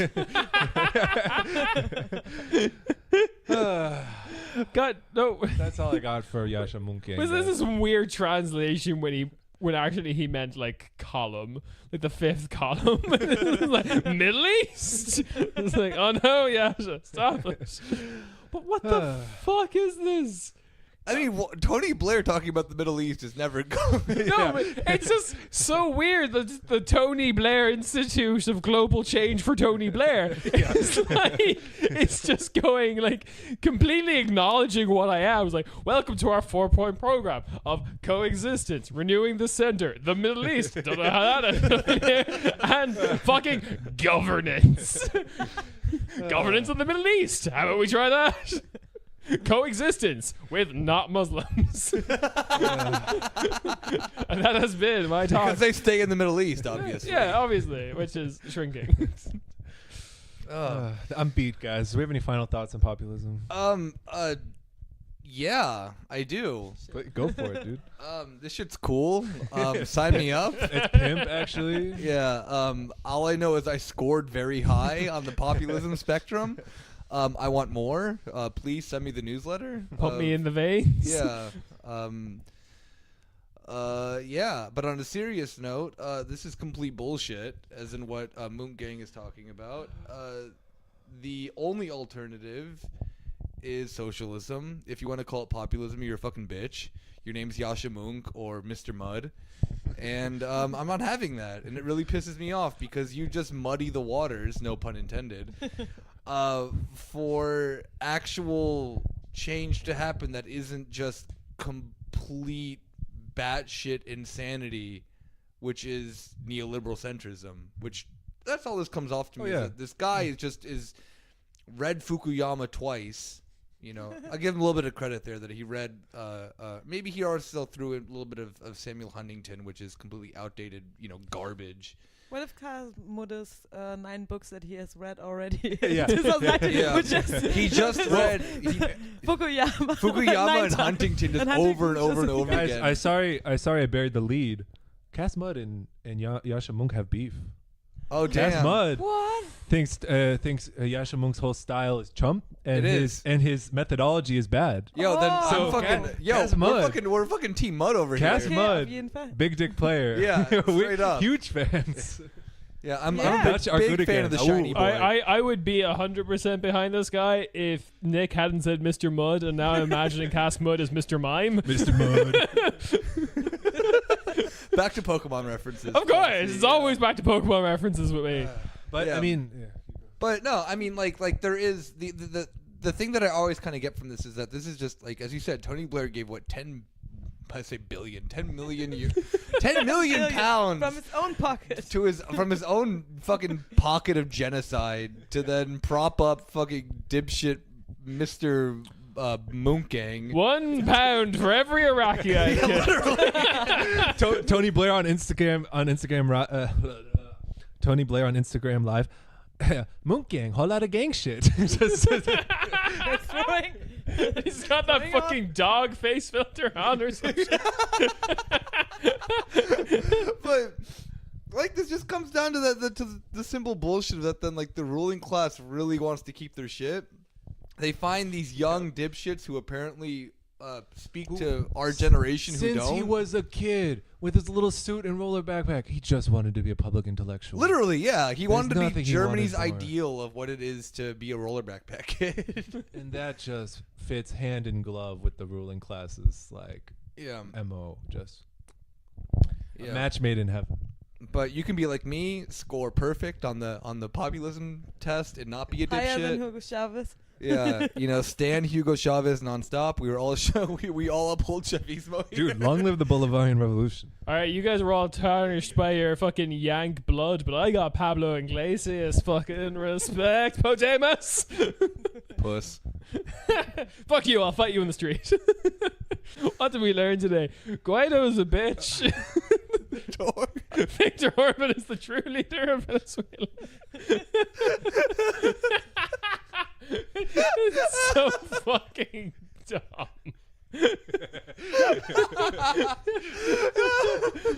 Oh god, the world is shit. Fuck.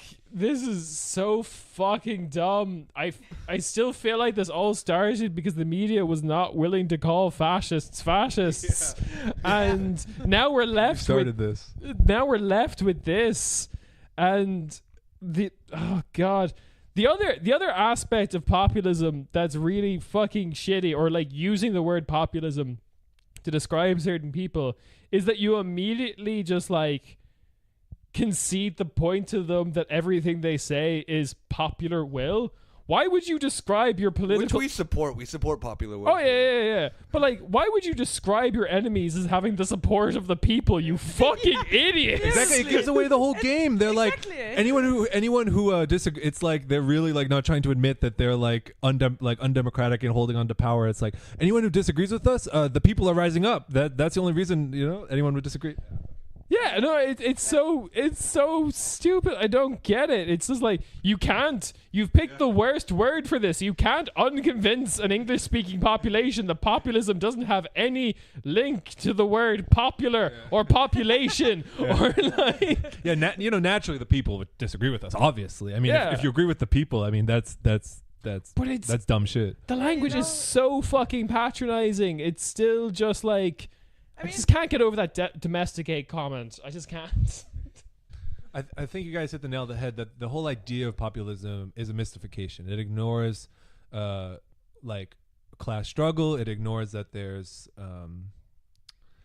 it ignores that there are actual parties with material interests, because it wants this like fiction that there's like a principled center left and a principled center right that are both, will get together and talk and work through things.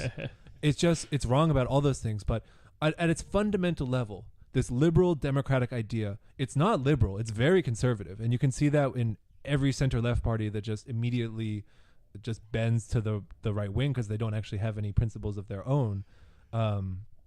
Like one thing that really stuck with me is this whole idea of like technocratic, democratic, liberal democracy.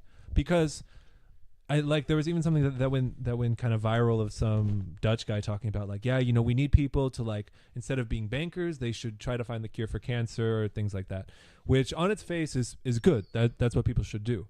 But we've had that whole talk, and in the US at least, what that led to is just everyone trying to be like a tech person and then just like trying to get code. Rich. Yeah, exactly. Trying to get rich in Silicon Valley, because an individual can't challenge the system themselves by just going into the right industry. They can't do that. The whole system's set up like that. And the fiction that if you just got the smart scientists and academics and in a room that they would like now they'd be able to run things. Plan it's the just economy, not true. perhaps. I mean, That got great in the 1990s. I mean, one of the examples that sticks with me is I think even one of the things that says, we need to stop climate change. The scientists fucking know climate change. The scientists say you need to radically like change. You need to end capitalism and radically change society. The reason that's technocracy, if I've ever heard of it.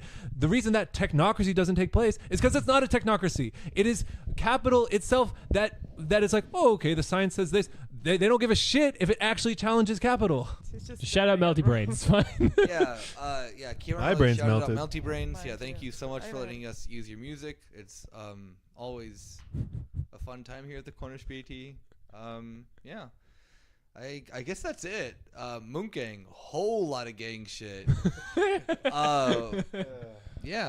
Tune in next week where we discuss how Turkey is the true inheritor of Greece.